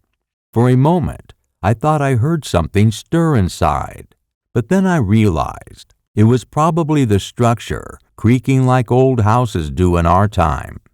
Then I retrieved a big stone from the river and began hammering the panels. I hammered so intently that people must have heard me a mile away in all directions. As I expected, a crowd assembled on the slopes, cautiously looking at me. At last, hot and tired, I sat down to rest, too exhausted to continue. Soon I got up and began walking aimlessly through the bushes. "Patience," I said to myself. "If you want your machine back, you must leave the Sphinx alone. If they meant to take the machine away, it does no good wrecking their bronze panels, and if they hid it out of malice, I will get it back by any means." The more I examined the puzzle in front of me, I felt that the task of finding the time machine was becoming more hopeless. In hopelessness lies the way to exaggerated obsession and monomania. I realized I must face this world, learn its ways, carefully observe it, and attempt to find its hidden meanings. Regardless, I said to myself, I will find all the clues needed to recover the machine. Then suddenly, the humor of my situation came to mind. I thought of the years I spent in study and toil to travel into the future, and now that I am here, I felt the irony in my fervent anxiety to leave it. I made the most complicated and hopeless trap ever devised by civilized man. Although it was at my own expense, I could not help myself. I laughed aloud. As I walked through the big palace, people avoided me. It may have been my imagination, or it may have something to do with my hammering the bronze panels. I was careful not to show any concern or to directly address them. In a day or two, things returned to normal. I made what progress I could in their language, and in addition, pushed my explorations throughout the region. I felt that either I missed some subtle point in understanding their language, or as I soon realized, it was excessively simple, exclusively composed of simple concrete nouns and verbs. There seemed to be few, if any, abstract concepts or figurative phrases in their language. Their sentences were simple and composed of two words, a simple noun and a simple verb. I knew my growing knowledge of their culture would allow me to communicate with them, and in turn, find out more about what happened to the time machine. For the time being, I felt it best to put away any thought of my machine and the mystery of the bronze doors in the back of my mind. Yet I was certain that the discovery of the time machine tethered around a circle of only a few miles around the point of my arrival. Chapter 8. Explanation. As far as I could see, this world of the future displayed the same exuberant richness as the Thames Valley of our age. From every hill I climbed, I saw an abundance of splendid buildings, endlessly varied in material and style, the same clustering thickets of evergreens, blossom-laden trees, and large overgrown ferns. The surrounding water shone like silver, and beyond, the land rose into blue undulating hills and faded into the serenity of the sky. A peculiar feature of the landscape was the presence of certain circular wells, several of great depth. One lay by the path on the hill I followed during my first walk. Like the others, its entry rim was bronze, curiously fashioned, and protected by a cupola from the rain. I went to the side of one of these wells and peered into the shaft's shadowed obscurity. I could not see a gleam of water, nor could I see any reflection when I lit a match and shone it down the murkiness of the well. As I looked down into the darkness, I heard a certain repetitive sound, a constant thud, thud, thud, like the beating of a big engine. As I continued flaring my matches down the shaft, I discovered a steady current of air flowing downward in a fast funneling tide. I threw a scrap of paper into the throat of the well, and instead of slowly fluttering downward as I expected, the current of the wind gulped it swiftly downward and out of sight into the obscure blackness below. I came to connect these wells with tall towers standing upon the slopes near the wells, belching a surreal gas in waves as one sees on a sweltering day above a sun-scorched beach. Putting things together, I reached the conclusion that they were an extensive system of subterranean ventilation, whose utilization was difficult for me to ascertain at the time. At first, I was inclined to associate it with a sanitation system for these people. It was an obvious conclusion, but it was categorically wrong. As I looked at the wells and their accompanying towers, I remember writing in my journals before my voyage into time of the possible variations in future utopias. I imagined advanced civilizations with far superior technology and intelligence, reflected in the advanced architectural design of their buildings and in complex social and political structures governing their populace.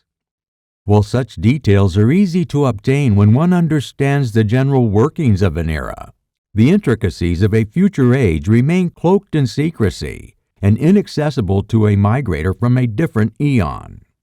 I was sensible of what I saw, but except for a general impression of how their life was mechanically organized, I could not explain how their world operated. In the matter of sepultures, for instance, I could see no signs of crematoria, nor anything suggestive of graves or tombs. It occurred to me that there might be cemeteries and crematoria somewhere beyond the area I explored. This, again, was a question I deliberately asked myself, yet I was never able to find any signs of them anywhere in the surrounding countryside. It puzzled me, but what puzzled me more was the realization that there were no aged or infirm people in the crowds I saw. I must confess that my theories of a utopian civilization did not endure long. Let me explain my difficulties.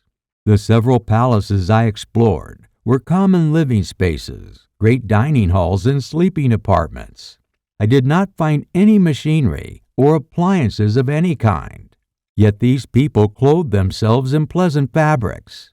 Their sandals, though undecorated, were complex specimens of leather and intricate metalwork. Someone must have made them, and yet the people displayed no vestige of any creative skills. There were no food stalls, no trade workshops, no sign of imported commodities, exchanges, or markets in all my stay there. They spent their time gently playing, bathing in the river, making love in a half-playful fashion, eating fruit, and sleeping. I could not see how they kept their material lives going. Then, as I reflected upon the time machine, I could not fathom who had taken it to the hollow pedestal of the White Sphinx, nor could I stop asking myself why they would take it. What was their motivation? Later that day, I made a friend. It happened when I was watching people bathing in a shallow rivulet. Suddenly, a cramp seized a woman, and she began drifting downstream, her head bobbing up and down in the water until she was unconscious. The main current ran swift, but not too strong for a moderate swimmer. This inconsequential event will give you an idea of an idiosyncratic characteristic of these people.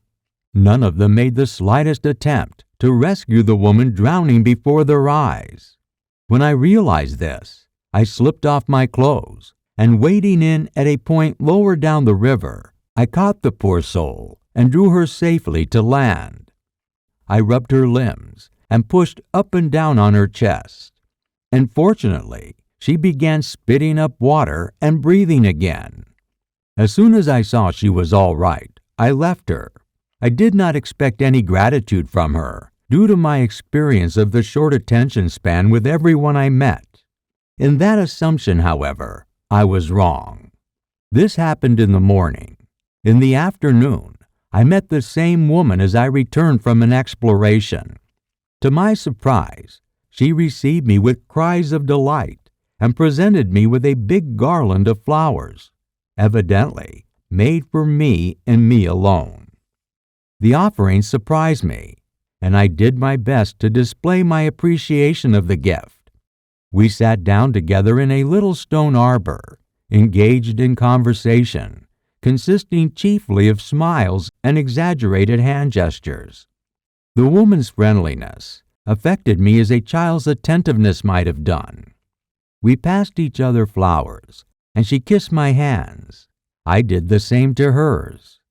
Then I tried to talk to her, and eventually discovered that her name was Weena. That was the beginning of a curious friendship, which lasted a week and then suddenly ended. I will tell you more about its terrifying end in a moment. She was exactly like a child. She always wanted to be with me and tried to follow me everywhere. On my next journey, I felt a need to end this quaint interaction.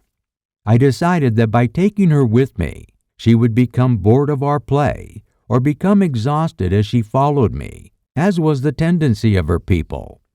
At that time, it would be a simple matter to leave her. However, as I left, she continued calling after me mournfully. I attempted to ignore her lamenting cries. I had to master the problems of the world first, and reminded myself that I did not come into the future to experience an inconsequential flirtation. Yet when I left, her distress was evident, and her protests were frantic. I decided to turn back to allow her to follow me. I felt as much trouble as I did comfort from her devotion. Nevertheless, she was a great comfort. I thought it was her childish affection that made her cling to me. Until it was too late, I did not clearly understand what I had inflicted upon her when I left her, nor did I understand what she meant to me. I completely missed the significance of her growing fondness of me, as well as the subtleties of her diminutive manner in showing that she cared for me. For example, when I went on explorations throughout the countryside, I would leave Weena behind to ensure her safety. It was on my return to the White Sphinx, when I saw Weena waving her arms as soon as I came over the hill, that gave me the feeling of coming home. It was a sorely needed comfort for me during my stay in future time.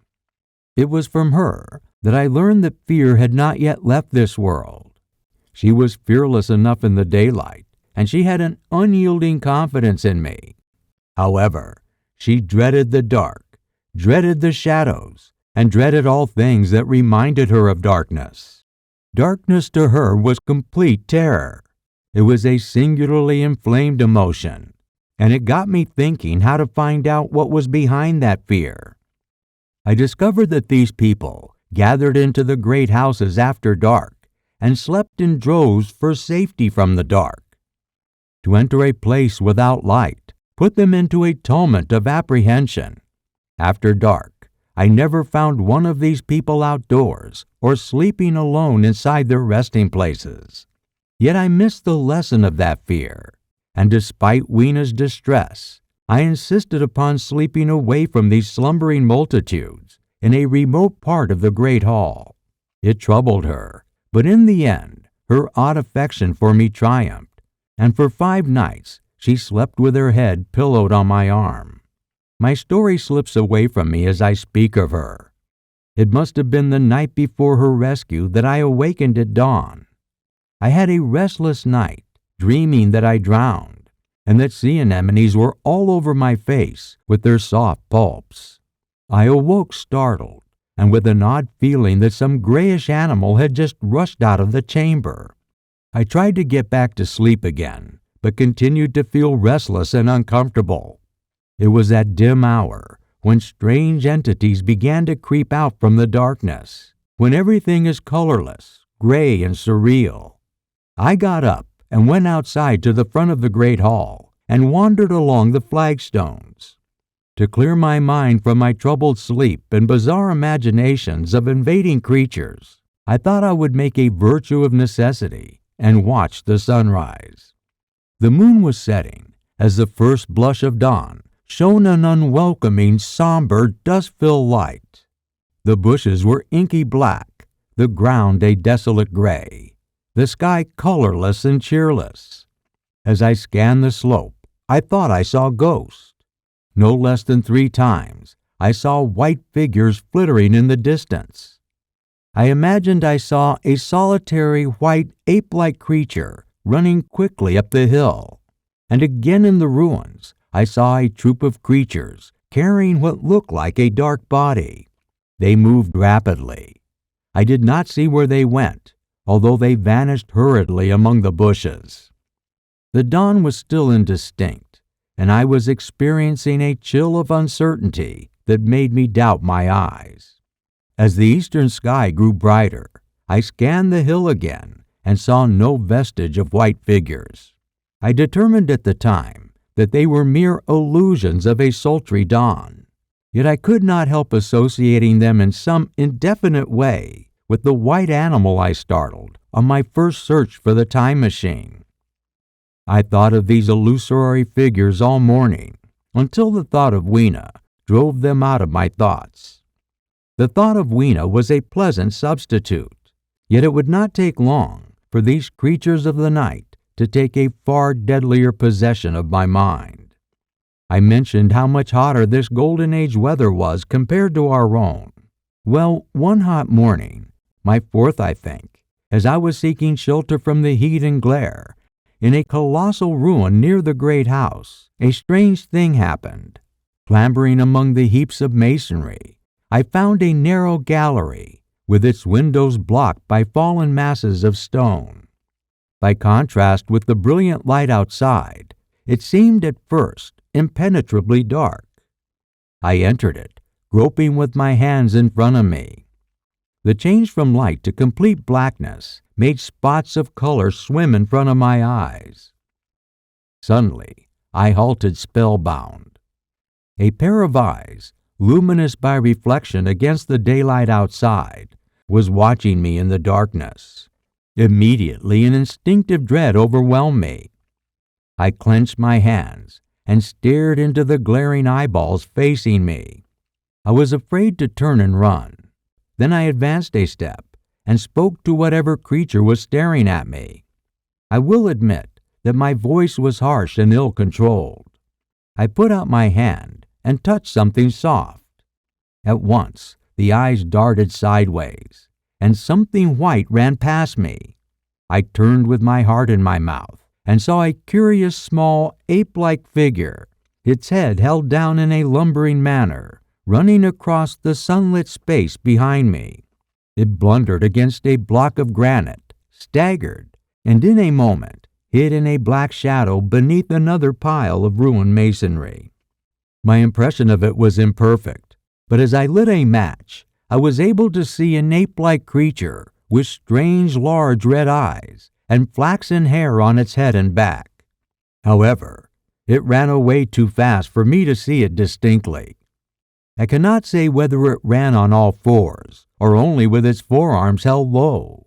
After a pause, I followed it into the second heap of ruins. I could not find it at first, but in the profound obscurity, I came upon one of the creatures standing around a well opening in the ground, half closed by a fallen pillar. Then the creature vanished when it saw me approaching. A sudden thought came to me. Did this creature crawl down the open shaft? I lit a match, and looking down, I saw the creature staring at me as it retreated. The sight of it made me shudder. It looked like a human spider as it clambered down the wall. As I scanned the shaft, I saw a ladder with metal footrest running down the shaft. Then the match burned my fingers and fell out of my hand, going out as it dropped. When I finally lit another match, the creature had already disappeared. I don't know how long I sat peering down that well. It took some time persuading myself that the thing I saw was human. Gradually, the truth dawned on me. Humanity had not remained one species, but it differentiated into two distinct animals. I concluded that the graceful, childlike people of the upper world were not the sole descendants of our generation. The split in humanity's ascendants also created another heir of the future. It was this bleached, obscene, nocturnal thing that had flashed before me. I thought of the flickering pillars and my theory of an underground ventilation system. I began to suspect their true importance and question the significance of my discovery. What, I wondered, was this lemur doing in the scheme of a perfectly balanced and organized culture? How was it related to the peaceful serenity of the beautiful overworlders? What creatures hid down there at the foot of that shaft? I sat on the edge of the well, telling myself there was nothing to fear, and that I must descend the well to find the solution to my inquiries and possibly to the mysterious disappearance of the time machine. Nevertheless, I was afraid to go. As I hesitated, two beautiful upper-world people came running down the hill, playing at their amorous sport. The male pursued the female, flinging flowers at her as he ran. When they saw me, they seemed distressed to find me with my arms against the overturned pillar, peering down the well. When I pointed to the opening and tried to frame a question about it, they became extremely agitated and turned away from me. However, they were interested in my matches, and I struck one to amuse them. I tried to talk to them about the well, and again I failed. I left them, meaning to go back to Weena to see what information about the shaft I could get from her. My mind was already in revolt, as my previous theory was slipping into new dimensions. At least now, I had a clue to the importance of these wells, to the ventilation towers, to the mystery of the ghost, to say nothing of a hint at the meaning of the bronze gates and the fate of the time machine. Vaguely, a solution of the economic problem came to me that previously puzzled me. Here was my new view of the situation. Plainly, this second species was subterranean. There were three circumstances that made me think its rare emergence above ground was the outcome of a long-continued underground lifestyle. Beneath my feet, the earth must be intricately tunneled, and these tunnels were the habitat of this newly discovered race. The presence of ventilation shafts and well along the hill slopes, everywhere in fact, except along the river valley, showed how widespread these shafts ran. It was natural to assume that the work necessary to create the comfortable life of the upper world people occurred in this artificial underworld. At the time, I felt my notion plausible enough and began to theorize how the human species split into two factions. It was here that I decided to understand more about the creatures I had seen. After many hours of communication with my host and going from group to group in short bursts of questioning, I was able to tease out the proper name of the beast I saw. They were called Morlocks. I then proceeded to find out the identity of my host. They called themselves Eloi. For some strange reason, finding out that the Eloi attributed a name to their culture as well as a name to their nemesis gave me comfort and allowed me to continue formulating my theory of how this world was formulated. The perfect security of the Eloi had led them to slowly degenerate to a dwindling size, strength, and intelligence. That observation was clear enough. What had happened to the Morlocks I did not know, but their existence had profound implications for my immediate dilemma. Then came troublesome doubts. Why had the Morlocks taken my time machine? I was sure they were the ones who had taken it. Why, too, if the Eloi were the masters, why couldn't they get my machine back for me? Why were they so terribly afraid of the dark? I proceeded to question Weena about this underworld, but again I was disappointed. At first, she did not understand my questions, and then when she grasped what I meant, she refused to answer them. Every time I broached the subject, she shivered as though the topic was unbearable. As I continued to press her, she burst into tears. They were the only tears I ever saw in that golden age, and as a result, I ceased abruptly to trouble her about the Morlocks. Soon she was smiling and clapping her hands, while I solemnly burned a match. Chapter 9. The Morlocks. It may seem odd to you, but it took 2 days before I could follow up the newfound clue in the proper way. I felt a peculiar repulsion from those pallid bodies. They were the half-bleached color of worms, and looked like jarred specimens that one sees preserved in a zoological museum. They were pugnacious and frigid to the touch. My attitude was due to my emphatic sympathy for the Eloi, whose fear of the Morlocks I now began to appreciate. The next night I did not sleep well. My health was not optimum, and I grew oppressed with perplexity and doubt, with a feeling of intense fear. I remember creeping noiselessly into the great hall, where people were sleeping in the moonlight with Weena among them, and feeling reassured by their presence. It occurred to me even then that in a few days the moon would pass through its last quarter, and the nights would grow darker. I surmised the appearance of these unpleasant creatures from below would become more abundant. I had the restless feeling of one who skirts an inevitable duty. I felt assured that the time machine was only recoverable by boldly penetrating these underground mysteries. Yet I could not face the enigma. I felt horribly alone, and even to think about clambering down into the darkness of the well appalled me, and I never felt safe at the thought of facing the Morlocks. It was this restlessness, this insecurity, that drove me farther and farther in my explorations. Going to the southwest towards the rising country that we call Combe Wood, I observed far in the direction of 19th century Banstead a vast green structure, different in character from any I had seen. It was larger than the largest of the palaces and ruins I knew up to this point. The facade had an oriental look. The face had a lacquered luster, as well as a pale bluish-green tint of Chinese porcelain. This difference in appearance suggested a difference in use, and at once I made up my mind to explore it. The day was growing late, and I had come upon the site after a long and tiring circuit of exploration.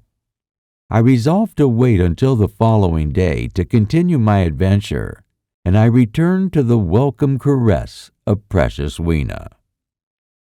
The next morning, I recognized that my curiosity of the Palace of Green Porcelain was a conjured piece of self-deception that enabled me to shirk by another day the dreaded exploration of the Morlock's underground home.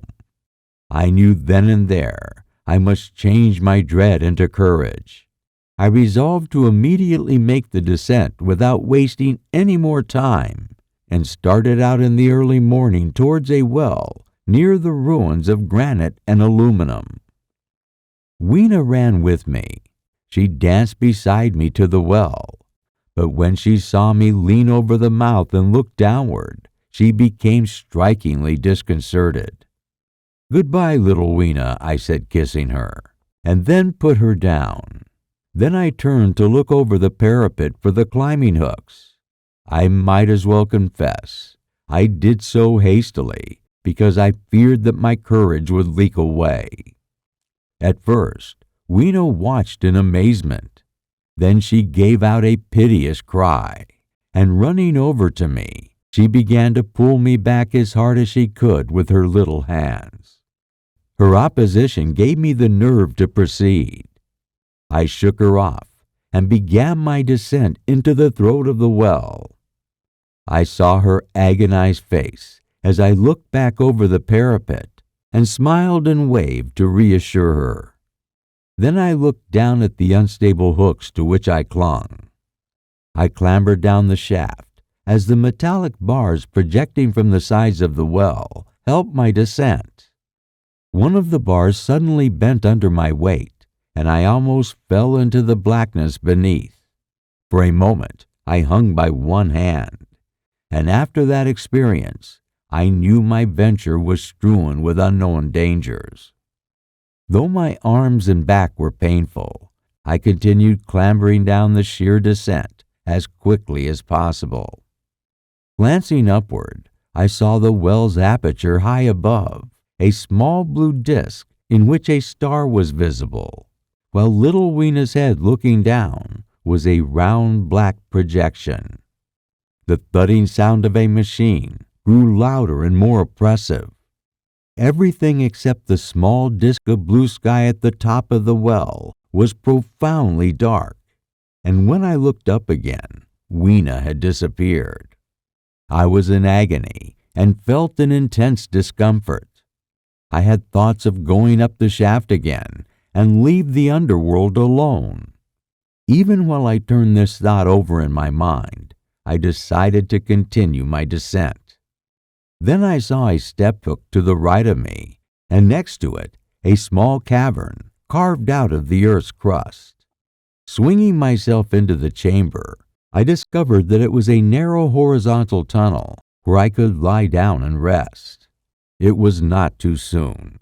My arms ached, my back cramped, and I was trembling with the prolonged terror of falling. Besides this, the unbroken darkness had a distressing effect upon me. To compound these effects, the air was full of the throbbing and humming of the machinery, pumping air down the shaft. I do not know how long I laid there, when suddenly a soft hand touching my face aroused me from my rest. Sitting up in the darkness, I grabbed my matches, and hastily striking one, I saw 3 Morlocks retreating from the light. Living as they did, in what appeared to me an impenetrable darkness, their eyes were abnormally large and sensitive, and reflected the light from my burning match. I had no doubt they could see me in that rayless obscurity, and they did not seem to have any fear of me apart from the light. As soon as I struck my match, they rapidly fled, vanishing into dark gutters and tunnels, from which their eyes glared at me in the strangest fashion. I tried to call to them, but the language they had was different from that of the Eloi. I felt my way along the tunnel as the noise of the machinery grew louder. Then I came to a large open space, and striking another match, I saw that I had entered into another vast arched cavern, which stretched into utter darkness beyond the range of my light. Great shapes like big machines rose out of the dimness and cast grotesque black shadows in which the dim spectral Morlocks sheltered from the glare. The place was stuffy and oppressive, and the faint halitus of freshly shed blood was in the air. Down the central vista was a little table of white metal with what seemed like fresh meat laid upon it. It became obviously apparent that the Morlocks were carnivorous. What I saw in front of me was all indistinct: the lumbering, noisy machinery, the heavy smell of blood, and the vague shapes of the Morlocks lurking in the shadows. Then the match burned down, stung my fingers, and fell, a wriggling red spot in the surrounding blackness. I remember thinking how ill-equipped I was for such an experience. When I had begun with the time machine, I had the absurd assumption that the people of the future would be infinitely ahead of ourselves in every aspect of life. I had come without arms, without medicine, without anything to smoke. At times I frightfully missed tobacco, even without enough matches. My biggest regret was not thinking of bringing a Kodak camera. I could have flashed that glimpse of the underworld in a second and examined it at leisure when I arrived back home. I stood there only with the weapons and powers that nature had endowed me with: hands, feet, and teeth, and these 4 safety matches that remained. I was afraid to push my way among the machinery in the dark, and it was only at the last glimpse of light that I discovered my store of matches had run low. It had never occurred to me until that moment that there was any need to economize them, and I had wasted half the box in astonishing the Eloi, to whom fire was a novelty. Now I had only 4 left. While I stood in the dark, a hand touched mine. Lanky fingers felt my face, and there was an unpleasant odor. I imagined I heard the breathing of a crowd of those dreadful things around me. I felt the box of matches in my hand gently disengage, and other hands behind me plucking at my clothing. The sense of these unseen creatures examining me was indescribably unpleasant. The sudden realization of my ignorance of their ways of thinking came home to me vividly in the darkness. I shouted at them as loudly as I could.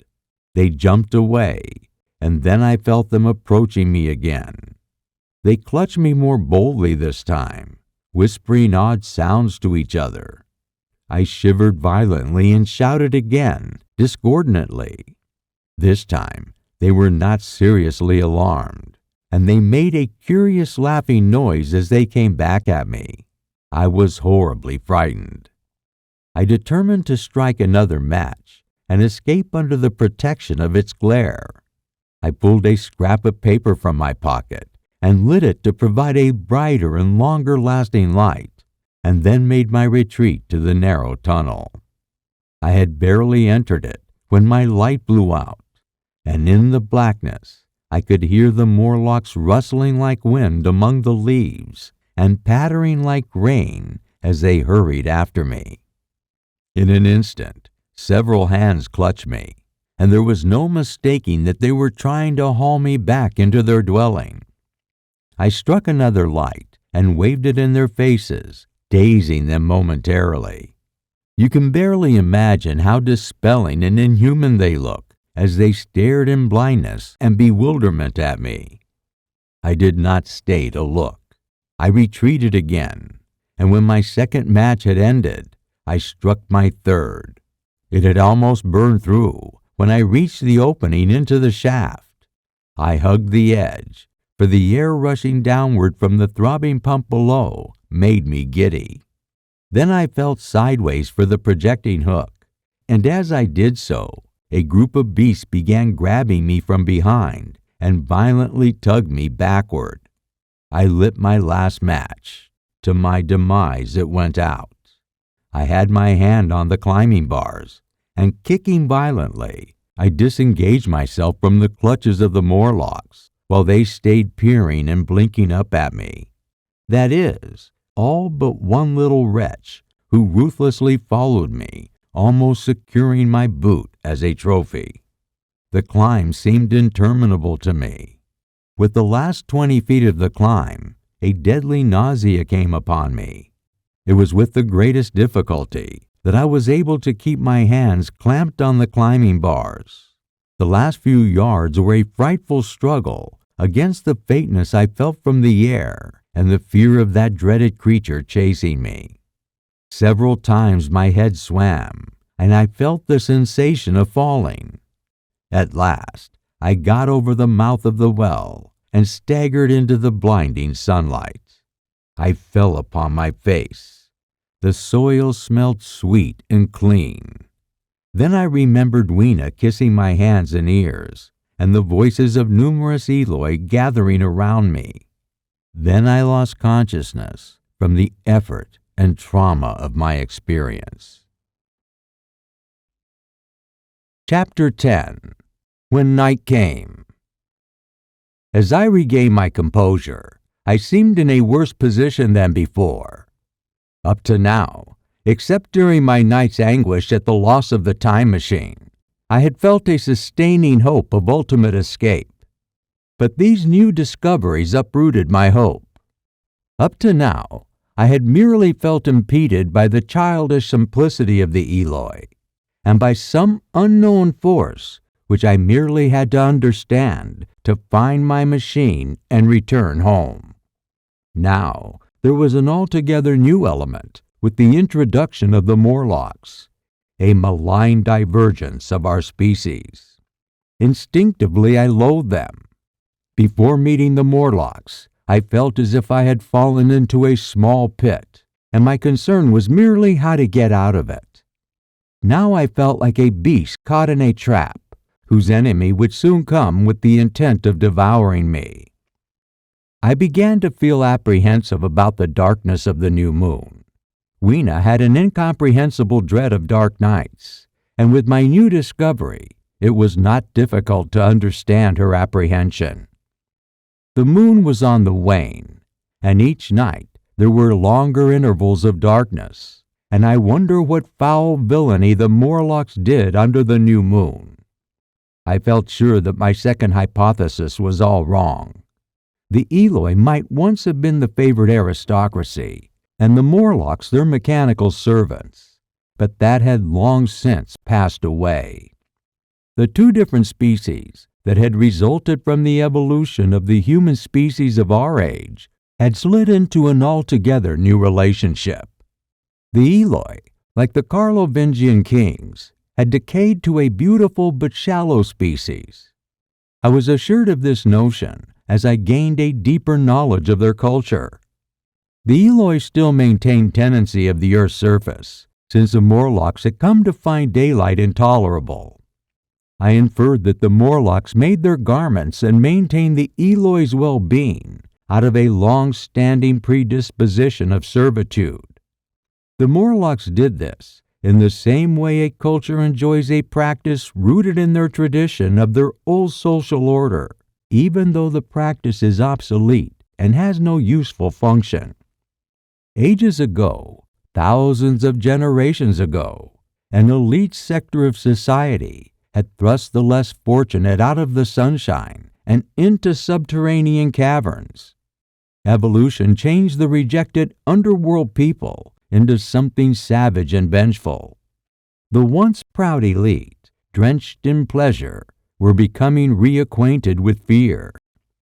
Suddenly, I remembered the meat I had seen in the Morlock's den.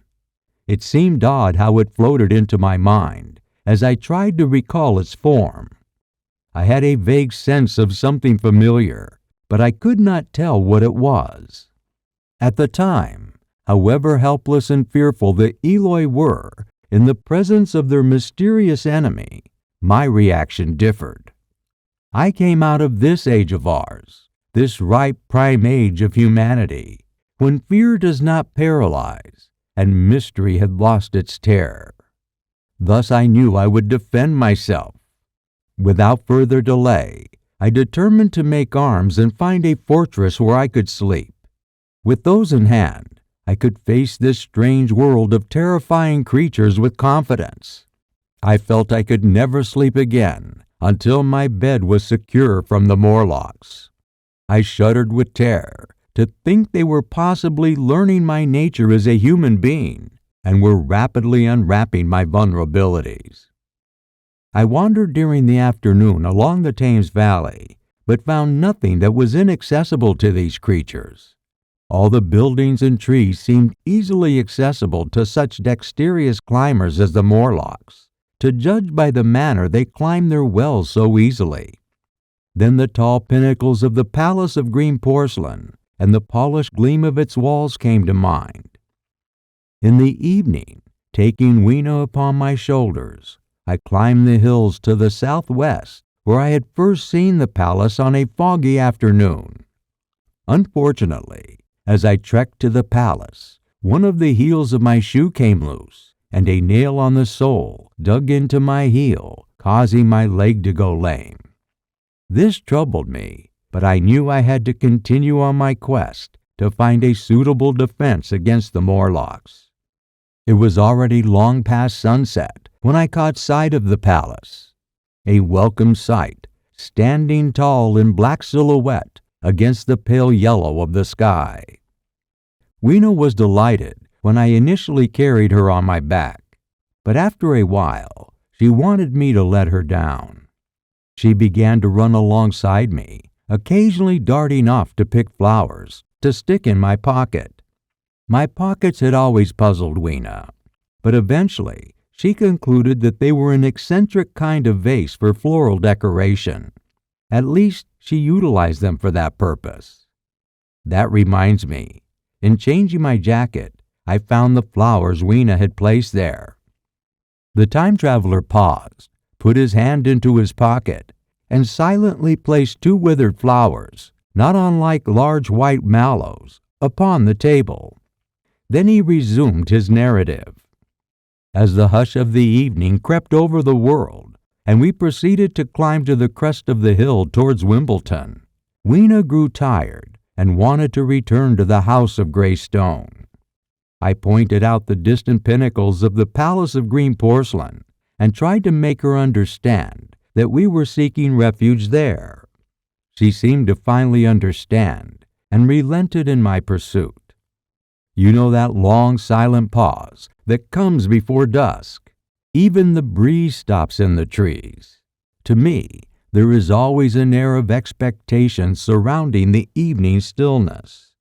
The sky was clear, remote, and empty, except for a few horizontal orange bars in the sunset. That night, the expectation took the color of my fears. In that dark calm, my senses seemed uncannily sharp. I imagined I could feel the hollowness of the ground beneath my feet, and that I could see the Morlocks hiding in the shallowed recesses on the hillside, waiting for the dark to arrive. In my agitation, I imagined they would receive my invasion of their burrows as a declaration of war. Then I once again asked myself, why had they taken my time machine? We continued in the quiet dusk, and the twilight deepened into night. The clear blue sky in the distance faded, and one star after another came out in the night sky. The ground grew dim, and the trees black. Weena's fears and her fatigue grew. I took her in my arms, talked to her, and caressed her. Then, as the darkness grew deeper, she put her arms around my neck, and closing her eyes, tightly pressed her face against my shoulder. We went down a long slope into a valley, and there in the dusk, I walked into a shallow river outlet. I waded into the river and climbed up the opposite side of the valley, past a group of sleeping houses, and by a statue of a faun, an old human deity with the hind legs of a goat, minus the head. So far, I had seen nothing of the Morlocks, but it was still early in the evening, and the darker hours before the moon rose were still to come. From the brow of the next hill, I saw a thick wooded area spreading wide and black before me. I hesitated when I saw it. I could see no end to it, either to the right or the left. Feeling tired and my feet sore, I carefully lowered Weena from my shoulder and sat down on the turf. I could no longer see the palace of green porcelain, and I was in doubt of my direction. I investigated the dense woods and thought of what it might hide. Under the crammed tangle of branches, Morlocks could easily hide in them, ready to ambush us without notice. Even if there were no Morlocks lurking in the dark, there were still debris and tree trunks I could stumble over and injure myself. In addition, I felt exhausted from both walking up the hill and the stress of the day's trauma, and decided to pass the night in the open on the hillside. Above me shone an infinite number of twinkling stars in the clear night. Looking at these stars suddenly dwarfed my own troubles and all the gravities of this future's terrestrial life.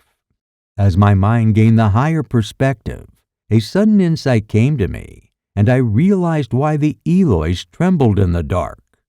With a cold, riveting shiver, it became clear to me the source of the meat I saw in the Morlock's subterranean world.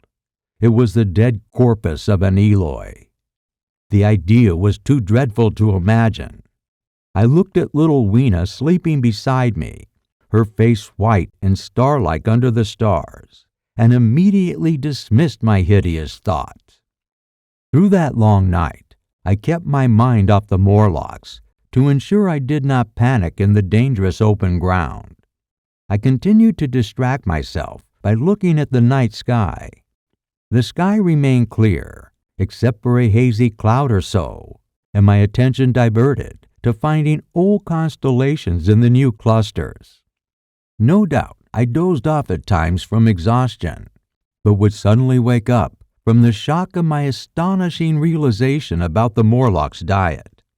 As the long night wore on, the eastward sky grew faint, like the reflection of some colorless fire, The old moon rose thin, peaked and white. Close behind, overtaking it and overflowing it, the dawn came, pale at first, and then growing pink and warm. The morning sunrise had arrived. No Morlocks had approached us, and I had seen none of them on the hill that night. In the confidence of the renewed day, it seemed to me that my fear had been unreasonable. I stood up and found my ankle swollen and my heel tender and painful. I sat down again, took off my shoes, and flung them away. I awakened Weena, and we went down the hill into the woods, now green and pleasant instead of black and forbidding, and found some fruit to eat for breakfast. We soon met others, laughing and dancing in the sunlight, as though there were no such thing in nature as the night. Then I thought once more of the meat I had seen in the Morlock's subterranean habitat, this time accepting the fact its source was the Eloi. I reasoned that at some point in the distant past, there was an evolutionary split in the human species that created two distinct categories of beings, one the Eloi and the second the Morlocks, most likely descended from today's cultural distinctions. I came to understand that the Morlocks were the more advanced species between the two, and the Eloi had become the soft and unlearned inferior species. The superiority of the Morlocks accounted for their complicated underground network of machinery and ventilation systems. The fact that they live underground or took the form of light-deprived ape-like creatures does not matter in true evolutionary terms. What mattered most is that they preserved their intelligence, although slightly decayed in terms of today's standards, in part due to their historical vestige of understanding and maintaining machinery. Evolutionary progress created a highly functioning industrial culture. As their food source, they bred the Eloi, much like we breed animals as our food source today. They cared and maintained the Eloi until their time of slaughter, and then prepared them in the same way a butcher cuts a side of beef into various parts. This is what I witnessed when I was underground. If you think about it in today's terms, the rich do not think about the processes that supports their wealth. Instead, they expect workers to maintain their intricate systems so they can continue in their leisurely lifestyle. Except for the one person running the family-owned enterprise, the rest of the family do not work or even think. They merely idle their day away on trivial pleasures. Somewhere along the evolutionary path, the Morlocks had taken advantage of the Eloi. The Eloi, born from our elite, continued to lose their need to work and think until they lost those qualities altogether. This accounts for their continual happiness, their lack of advanced cognitive processes, their sophisticated garments, I now surmise made by the Morlocks, and their deadly fear of the dark, the time of day the Morlocks harvest their food. The Eloi were merely fatted cattle, which the superior Morlocks preserved, preyed upon, and bred. There was Weena dancing at my side. I tried to forget the horrific idea I had conceived by regarding it as a harsh punishment of human selfishness. The elitist class had been content to live in ease and pleasure upon the back of laborers of its estranged workforce. They had taken necessity as its watchword and excuse, only to experience in fullness of time that necessity had come home to haunt those living in this future age. I even tried a Carlyle-like scorn, scathing at the materialistic ideals of this wretched aristocracy in decay. However, I could not deny the truth. No matter how repugnant it was, I could not dissuade myself from feeling sympathy toward the Eloi.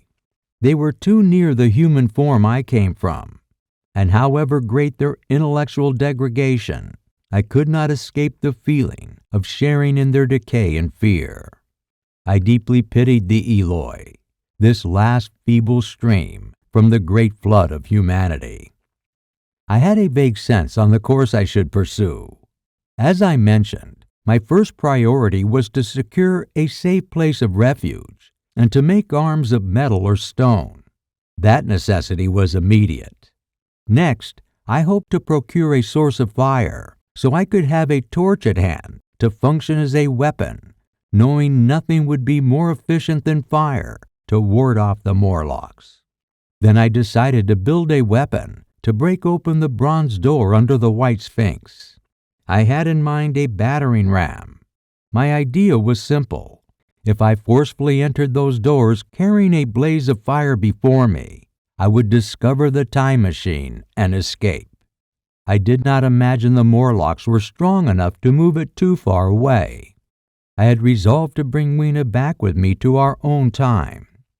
Turning such schemes over in my mind, I began hiking towards the building, which I had chosen as our temporary dwelling. Chapter 11. The Palace of Green Porcelain. When I reached the Palace of Green Porcelain around noon, it lay deserted and had fallen into ruin. Only ragged vestiges of glass remained in its windows, and great sheets of the green facing had fallen away from the corroded metallic framework. It lay high upon a turfy down, and facing northeastward before I entered it, I was surprised to see a large estuary where I judged Wandsworth and Battersea must have once been. The material of the palace's surface proved to be undeniably porcelain. Along the same face, I saw an inscription in some unknown character. I foolishly thought that Weena might help me to interpret this, but soon learned that the idea of writing had never entered her head. I mistook her capabilities. She always felt more human to me than she was, because her affection was so human. Within the big valves of the door, which were open and broken, I found, instead of the customary hall, a long gallery lit by many windows running down its side. The interior reminded me of a museum. The tile floor was thick with dust, with a remarkable array of miscellaneous objects shrouded in the same gray covering. Going towards the side of the palace, I found sloping shelves. Clearing away the thick dust, I found the old familiar glass cases of our own time. They must have been airtight, to judge from the fair preservation of their contents. Then we came to a gallery of colossal proportions. It was ill lit, with the floor running downward at a slight angle. At intervals, white globes hung from the ceiling, many of them cracked and smashed, which suggested that originally the room was artificially lit. Here I was more in my element, for rising on either side of me were huge machines, all terribly corroded and many broken down, but some still relatively complete. As you know, I have a certain weakness for machines, and I lingered among them. For me, they had the interest of puzzles, and I spent some moments making vague guesses at their intended use. I imagined if I could solve their puzzles, I could possess powers I could use against the Morlocks. Exploring, I found another gallery running transversely to the first. Suddenly, Weena came close to my side so abruptly that she startled me. Had it not been for her, I would not have noticed that the floor of the gallery sloped. On a second look, it may be that the floor did not slope, but was the construction of the museum carved into the side of the hill. The end I entered was above ground and lit by slit-like windows. Down the lengths of the building, the ground sloped downward and formed a pit the size of a London house, and cast only a narrow stream of daylight at the top.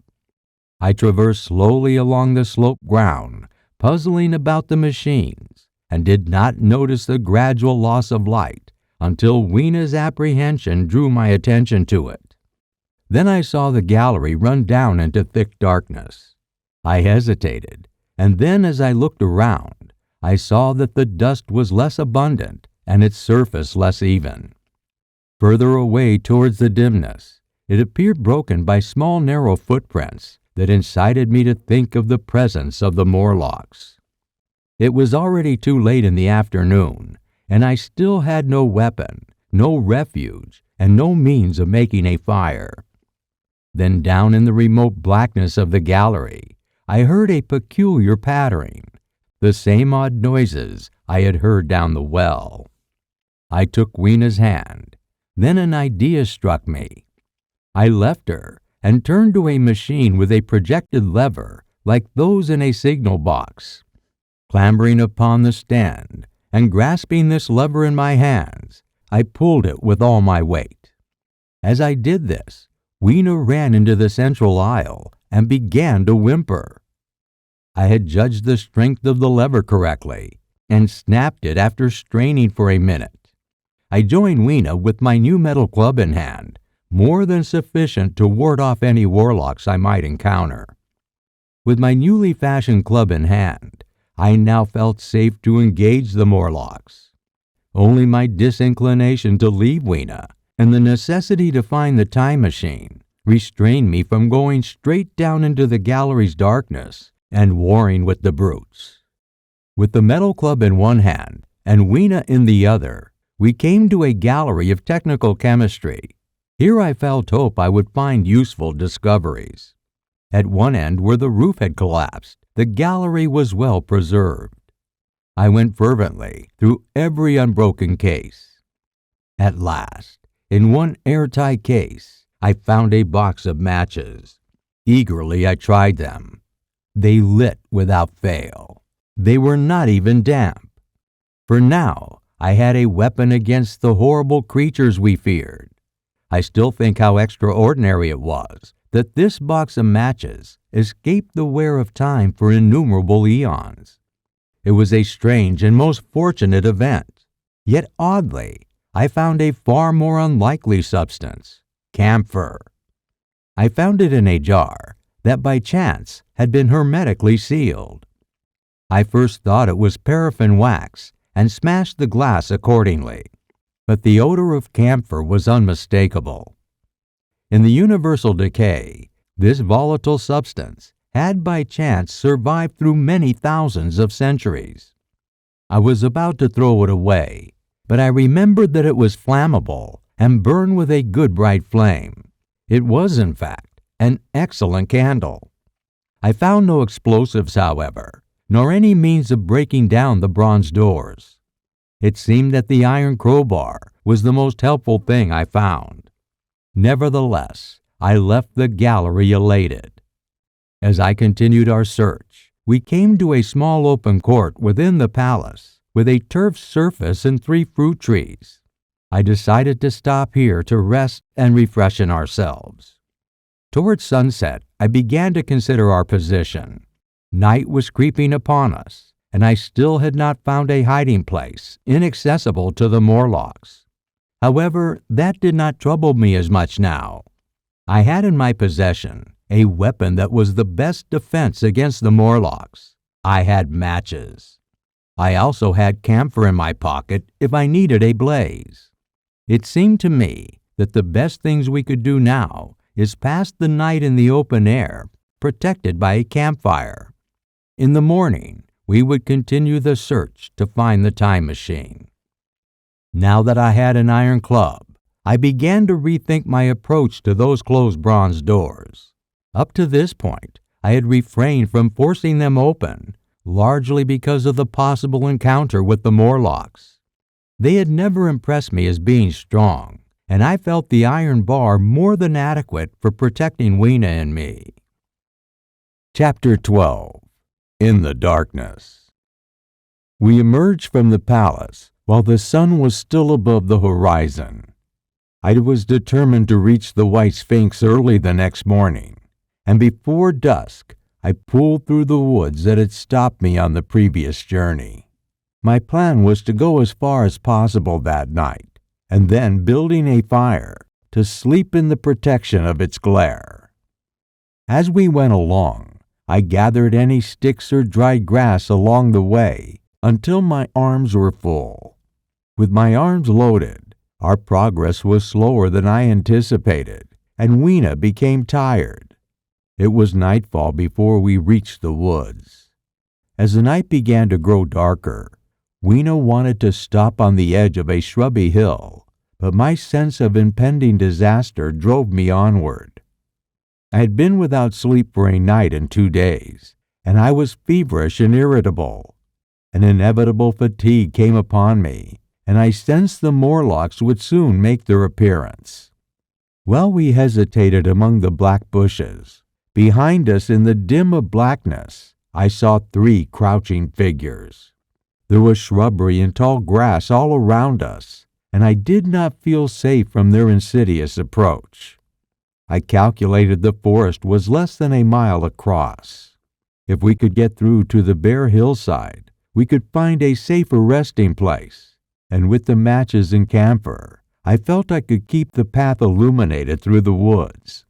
Yet it was evident that if I flourished matches with my hands, I would have to abandon my firewood. Reluctantly, I put the load of wood down. Then an idea came to me.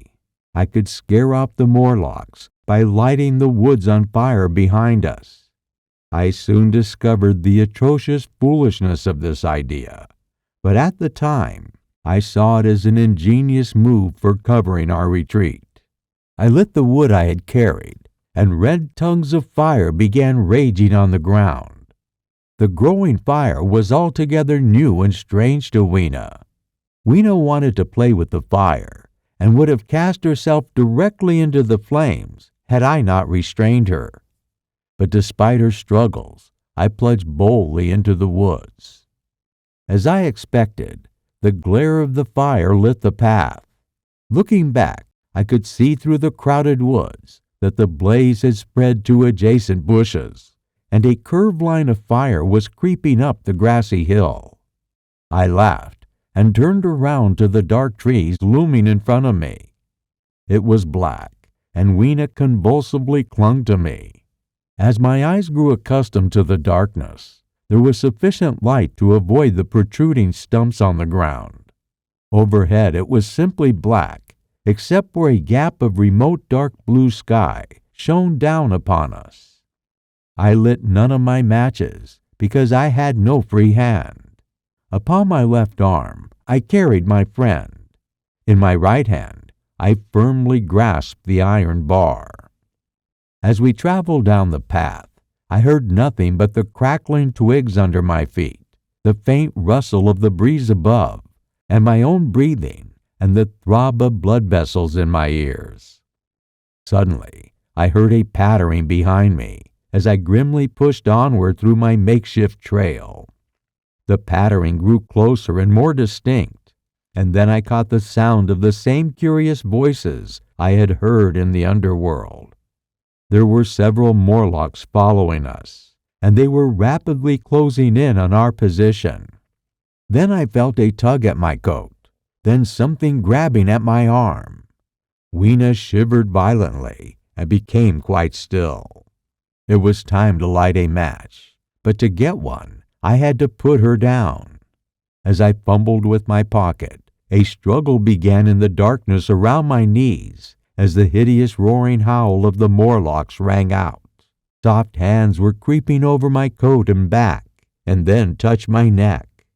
Then the match scratched and fizzed with a small flame. I held it flaring and saw the white backs of the Morlocks in flight amid the trees. I hastily took a lump of camphor from my pocket and prepared to light it as soon as the match waned. Then I looked at Weena. She was lying clutching at my feet and quite motionless with her face to the ground. With a sudden fright, I stooped to grab her, but she scarcely breathed, and her tight clutch on my legs prevented me from picking her up. I lit the block of camphor and flung it to the ground. As it split and flared up, it drove the Morlocks back into the shadows. This time I knelt and lifted her up to safety. The woods behind me were full of the stir and murmur of a great company of Morlocks. Weena fainted. I put her carefully upon my shoulder and rose to push on. Then came a horrible realization. In maneuvering with my matches and Weena, I had turned myself around several times, and now I did not have the faintest idea in what direction lay my path. For all I knew, I might be facing backwards toward the palace of green porcelain. I found myself in a cold sweat. I had to think rapidly on what to do next. I determined to build a fire and encamp where we were. I put Weena down on a turfy bowl. She sat motionless and frozen.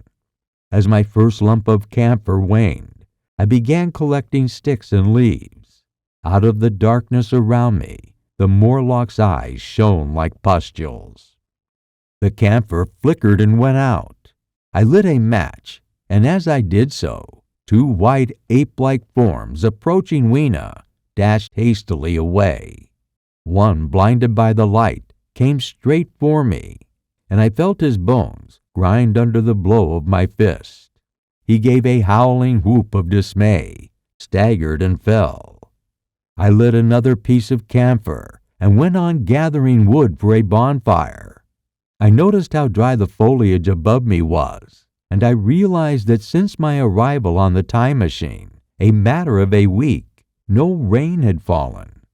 Instead of casting around among the trees for fallen twigs, I began leaping and dragging down branches.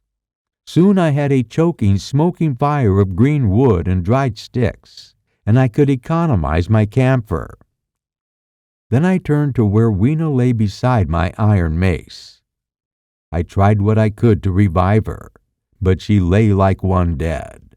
I could not tell whether she breathed or not. The smoke of the fire beat towards me. Suddenly, I became weary from the smoke and could smell the vapor of camphor in the air. My fire would not need replenishing for at least an hour, and feeling weary after all that happened, I sat down to rest. The woods were full of a slumberous murmur that I did not understand. I seemed to continuously nod off and then open my eyes. Then suddenly, in the middle of the darkness, the Morlock's hands began to grab at me. I flung their clinging fingers off me and hastily felt in my pocket for the matchbox. It was gone. Then they gripped and closed in on me again. In a moment, I knew what had happened. As I slept, my fire had gone out. The bitterness of death came over my soul. The forest was full of the smell of burning wood. Something caught me by the neck, something else by the hair, another by the arms, until they pulled me down. It was an indescribable horror to feel these creatures piled on me in the darkness. I felt as if I was in a monstrous spider web. They overpowered me as I went down. I felt little teeth nipping at my neck. I rolled over, and fortuitously my hand came to rest on the iron lever. It gave me strength. I struggled up as I shook the human rats from me, holding the bar short, and I thrust my hammer where I judged their faces might be. I felt their succulent flesh giving way, and the sound of bones cracking under my blows. For a moment, I was free. The hard fighting gave me a sense of relief. Even though I had lost my direction, I was determined to make the Morlocks pay for their detractions. I stood with my back to a tree, swinging the iron bar in front of me, and the woods howled full of their stirs and cries. A minute passed. Their voices seemed to rise to a higher pitch of excitement, and their movements grew faster. Yet none came within my reach. I stood glaring at the empty darkness in front of me. A glimmer of hope suddenly came over me, and I wondered if the Morlocks grew afraid of my daunting blows. As the darkness grew more luminous, I began to see the Morlocks dimly around me. 3 battered at my feet. And then I recognized, with incredulous surprise, that the others were running in an incessant stream behind me through the woods, their backs no longer white but reddish. As I stood amazed, I saw a red spark drifting across a gap of starlight between the branches and then vanish. The smell of burning wood, the slumberous murmur that was growing into a gusty roar, the red glow, and the Morlock's flight. Stepping out from behind a tree and looking back, I saw through the black night pillars of flames of a burning forest. I looked for Weena, but she was gone. The hissing and crackling behind me, the explosive thud as trees burst into flame, left me little time for reflection. Still gripping my iron bar, I followed the Morlock's path. It was a close race. Once the flames crept forward so swiftly on my right that they outflanked me. I had to strike off to the left. But at last, I emerged in a small open space, and as I did so, a Morlock came lumbering towards me, ran blindly past me, and dashed straight into the fire. Then I witnessed the most horrible occurrence during my time in that future age. The whole space around me shone as bright as day as the fire relentlessly burned. In the center was a hill overcome by scorching fire. Beyond this was another arm of the burning forest, with yellow tongues already writhing from it, completely encircling the vicinity with a fence of fire. On the hillside were 30 or 40 Morlocks, dazed by the fire and heat, blundering against each other in bewilderment. At first, I did not realize they were blind, and as they approached me, I struck them furiously with my iron bar in a frenzy of fear, killing one and crippling several more. When I watched one of them groping and moaning as it fell into a shrub of fire, I understood their helplessness. A stolid empathy rushed over me, and I could no longer strike them. Every now and then, one would come straight towards me, setting loose a quivering horror that rambled through my bones and forced me to quickly maneuver out of its way to elude him. At one time, the flames died down, and I feared the foul creatures would be able to see me again. I thought of initiating a preemptive attack, but the fire burst out again, and I held back. I walked around the hill, looking for some trace of Weena, but Weena was gone. But at last, above the subsiding red of the fire, above the streaming masses of black smoke, above the whitening and blacking tree stumps, and above the diminishing numbers of these dreadful creatures, came the white light of the day. The hill on which I stood was an island in the forest. From its summit, I could make out through the haze of smoke the palace of green porcelain, and from that I could get my bearings to the White Sphinx. As the day grew clearer, I left the remnant of these creatures to their fate and began searching for the long-lost time machine.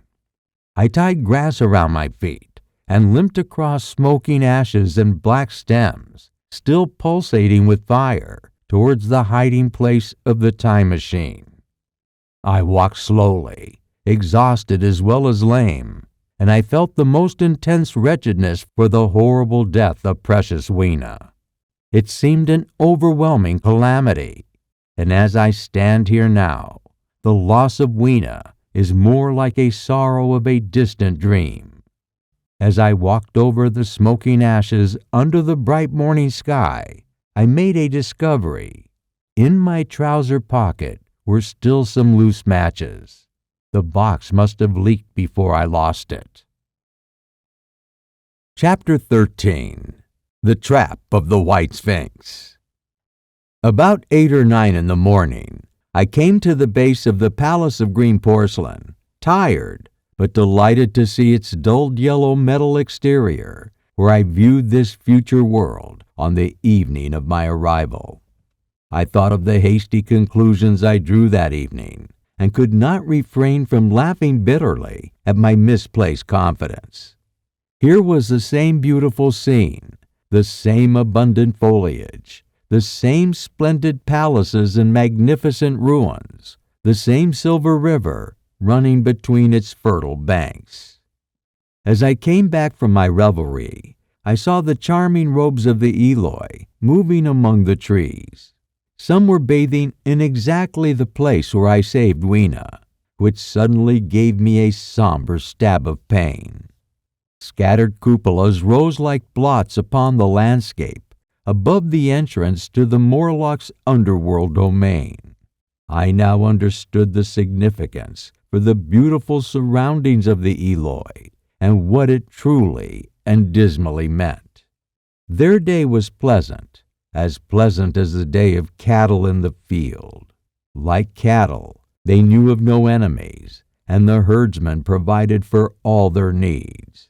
Then as night fell and darkness prevailed, the placid Eloi met the same end as cattle to the slaughter. I grieve to think how brief the dream of human intellect had been. The human values we cultivate into a progressive and modern culture had committed suicide somewhere along the path of time.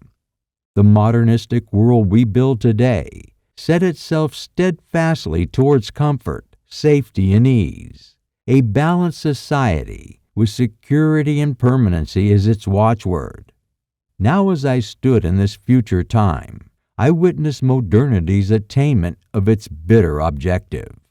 At some point in time, life and property must have reached the absolute pinnacle of its goals.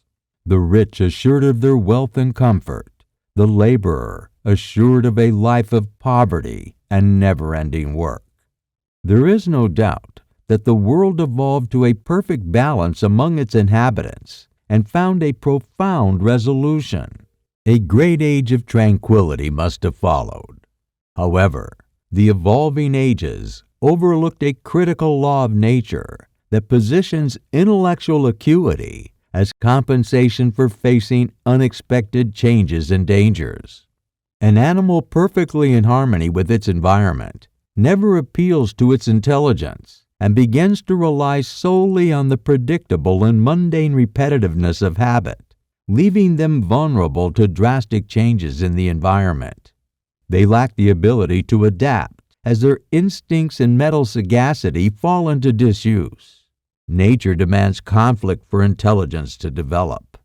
As I see it, over the ages, the Eloi had drifted towards an increased feeble and quaint lifestyle, while the Morlocks continued to mire in mere mechanical industry.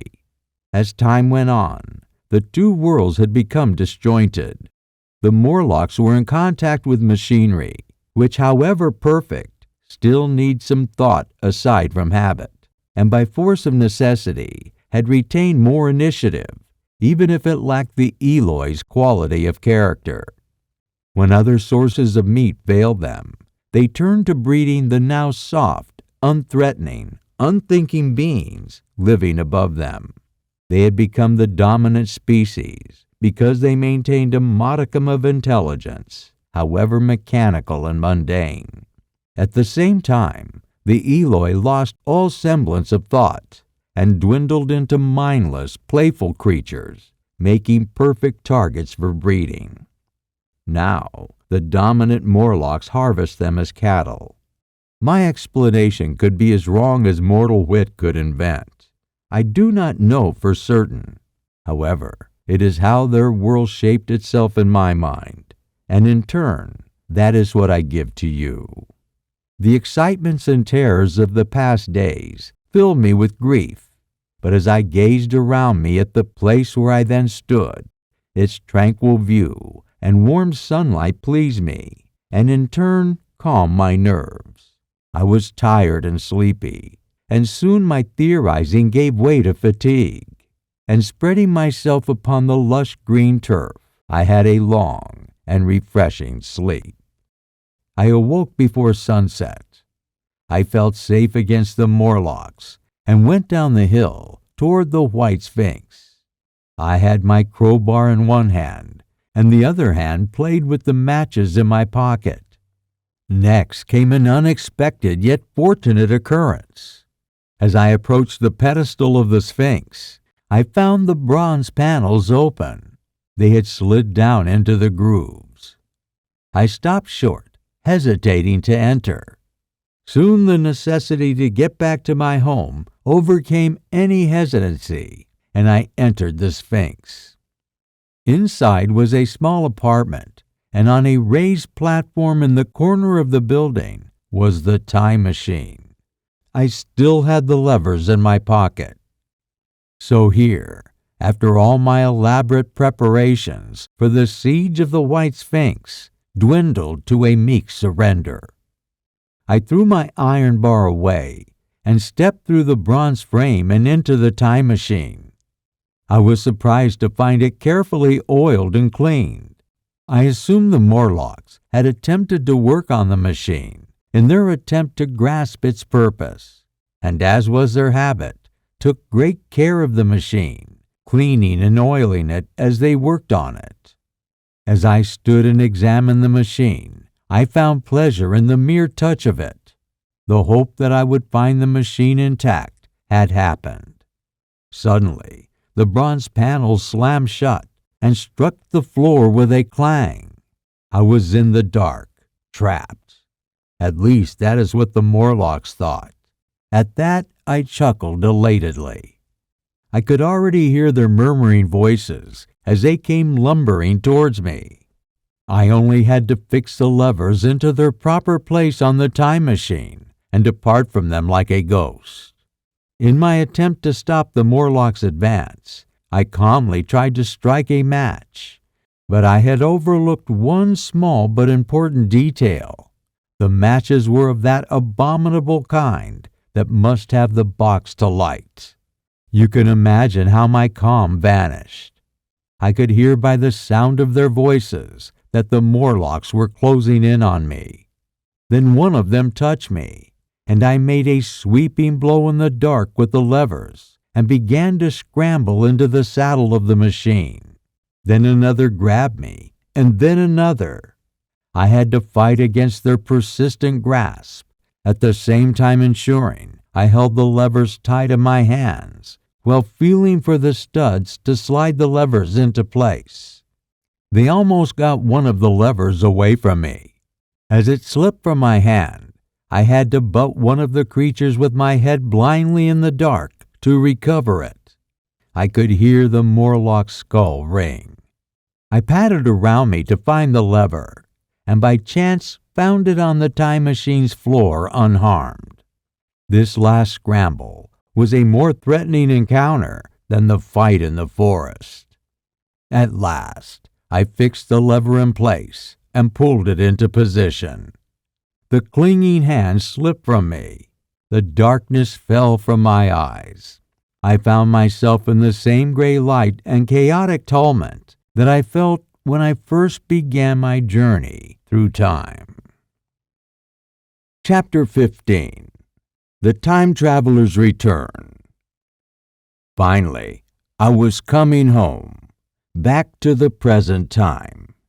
I must have been sitting insensibly in the machine for a long time. The blinking succession of the days and nights resumed. The sun grew golden again. The sky became blue once more, and I began to breathe with a greater sense of freedom. The fluctuating contours of the land ebbed and flowed. The hands spun backward upon the dials. At last, I saw the dim shadow of houses, the evidence of decadent civilization. These too changed and passed, and others came into view. When the million dial was at 0, I slackened speed. I began to recognize our own beautiful and familiar architecture as the 1,000-hand ran backward to the starting point, the night and day cycles spinning slower and slower. Then the old walls of the laboratory surrounded me. Gently, I slowed the time machine down to rest near the place of my travel's origin. I saw one thing that seemed odd to me. I told you that when I set out, and before I reached high velocity, Mrs. Watchett had walked across the room traveling like a rocket. As I returned, I landed at the exact minute when she traversed the laboratory. But now, her every motion was the exact inversion of her previous one. The door at the lower end opened, and she glided backward through the laboratory and disappeared behind the door which she had previously entered. Just before that, I thought I saw my servant Hillier for a moment, but he passed like a flash. Then I stopped the machine and saw my old familiar laboratory, my tools, and my appliances just as I left them. I got off the machine shaking and wobbled to my bench. For several minutes, I trembled violently, but slowly a calmness enveloped me. As I sat on my bench, a surreal thought flashed through my mind, and I wondered if I had dreamed my journey into future time. I noticed one more thing of interest. The machine began its journey from the southeast corner of the laboratory. On my return, it had come to rest in the northeast corner. This is the exact distance from my lawn to the pedestal of the White Sphinx, where the Morlocks had carried my machine. For a brief time, my brain went stagnant. I got up and came through the passage, limping, because my heel was still painful and sorely grimed. I saw the Pall Mall Gazette on the table by the door. The date was in fact today, and then the clock on the mantel chimed 8 o'clock. I heard your voices in the clatter of plates. I hesitated. I felt sick and weak. Then I sniffed good old wholesome meat, opened the door, and saw all of you enjoying your meal. You know the rest. I washed and dined, and now I am telling you my adventure of time travel. Chapter 16. After the Story. I know, he said after a pause, that all this sounds absolutely incredible to you.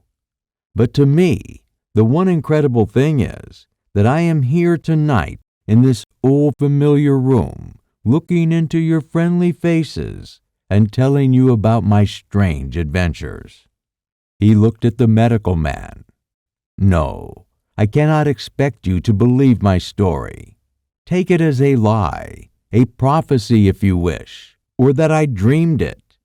You may speculate that I wrote about the times and destinies of our race during the night and hatched this fiction in a state of delirium.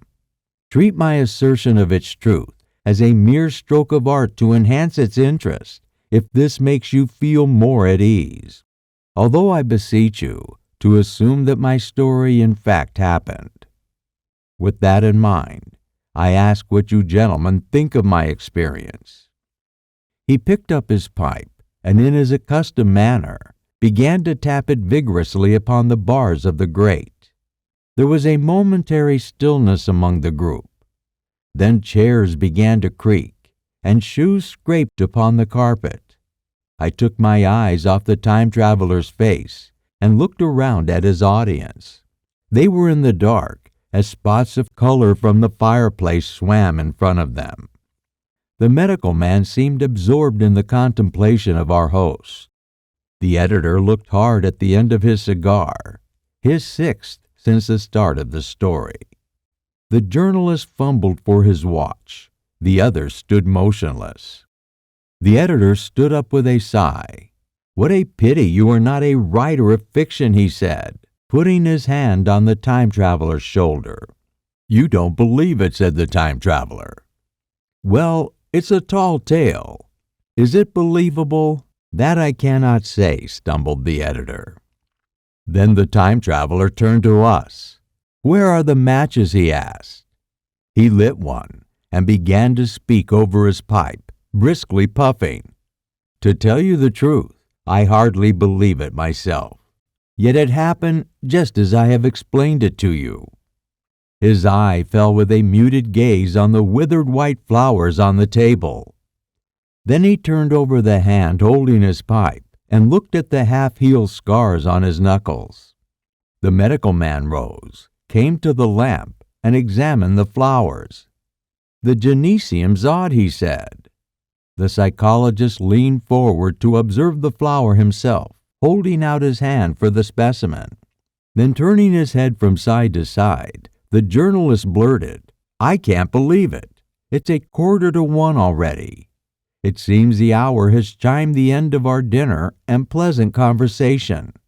By the way, What station is still open at this hour to catch a cab home?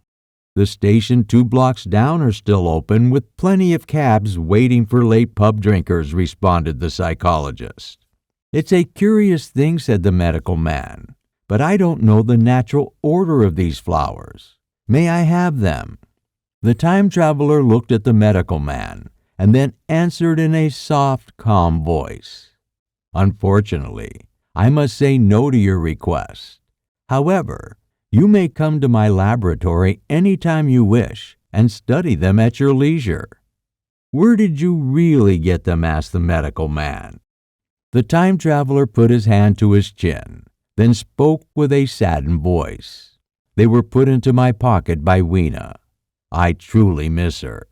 But to answer your question more directly, they grow abundantly in the future age I visited. He stared around the room, sensing the skepticism that everyone shared. He thought in silence for a moment, and then looking at each of us in turn, he said, I am cursed if what I told you is not true. If my story is not credible, then this room, all of you here, and our exchange tonight is all a mirage. Did I ever make a time machine, or a model of a time machine, or is it all only a dream? Many of my fellow scientists say life is a precarious dream, fabricated from the smallest particles that make up matter and held together by our collective mind. Most people consider that notion madness, as well as the thought of time travel. People in general abhor abstract thoughts.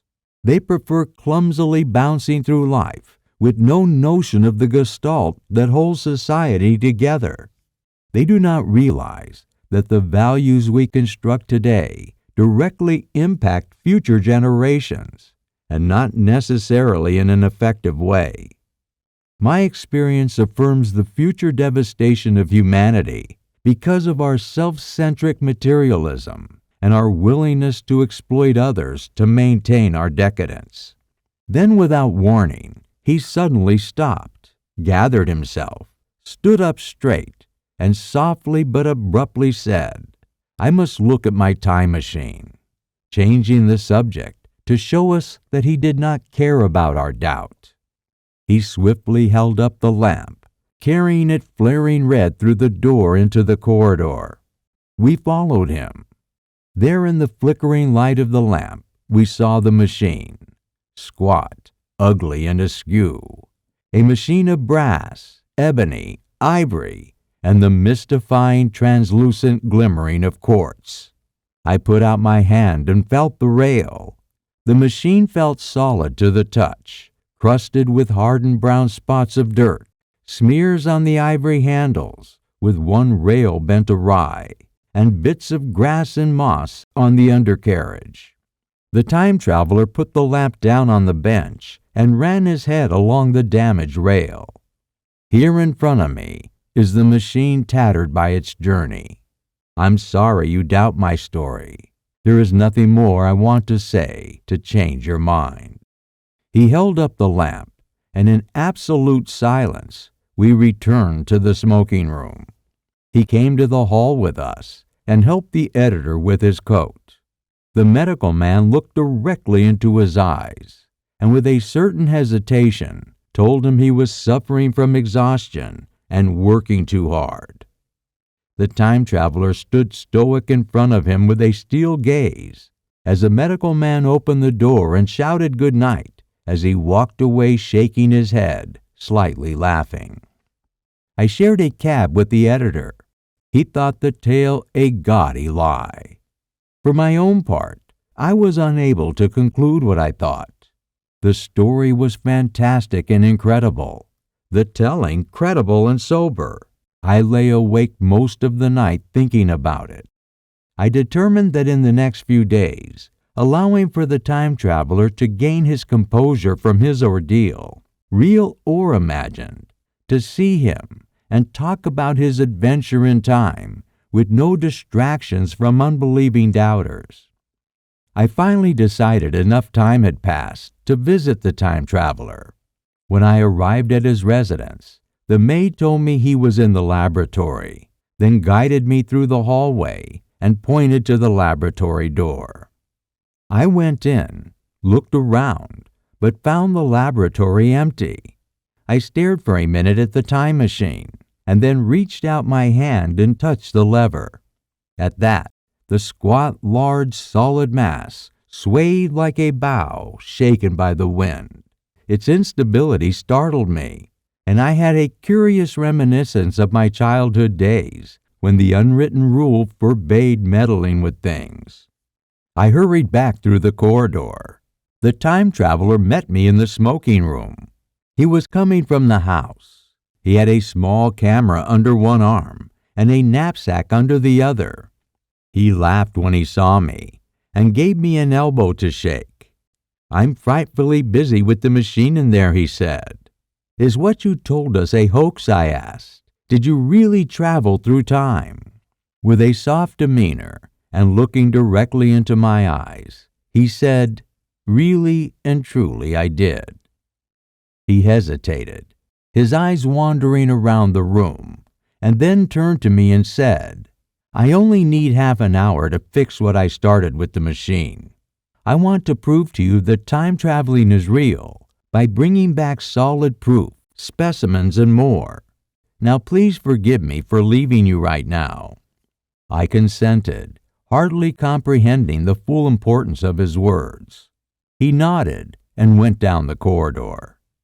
I heard the door of the laboratory slam. I suddenly remembered that I promised to meet Richardson, the publisher, at 2:00. I looked at my watch and saw that I must leave immediately to make the engagement. I got up and went down the passage to tell the time traveler. As I took hold of the door handle, I heard a whirling commotion, oddly truncated at the end, and then a click and a thud. A gust of air spun around me as I opened the door, and from within came the sound of broken glass falling on the floor. The time traveler was not there. For a moment, I thought I saw a ghostly, indistinct figure sitting in a whirling mass of black and brass, a figure so transparent that behind it, the bench with sheets of drawings on it was distinct. Then the phantom vanished as I rubbed my eyes. The time machine was also gone. Except for a subsiding stir of dust, the far end of the laboratory was empty, but for the pane from the skylight that fell to the ground. I felt an awkward amazement.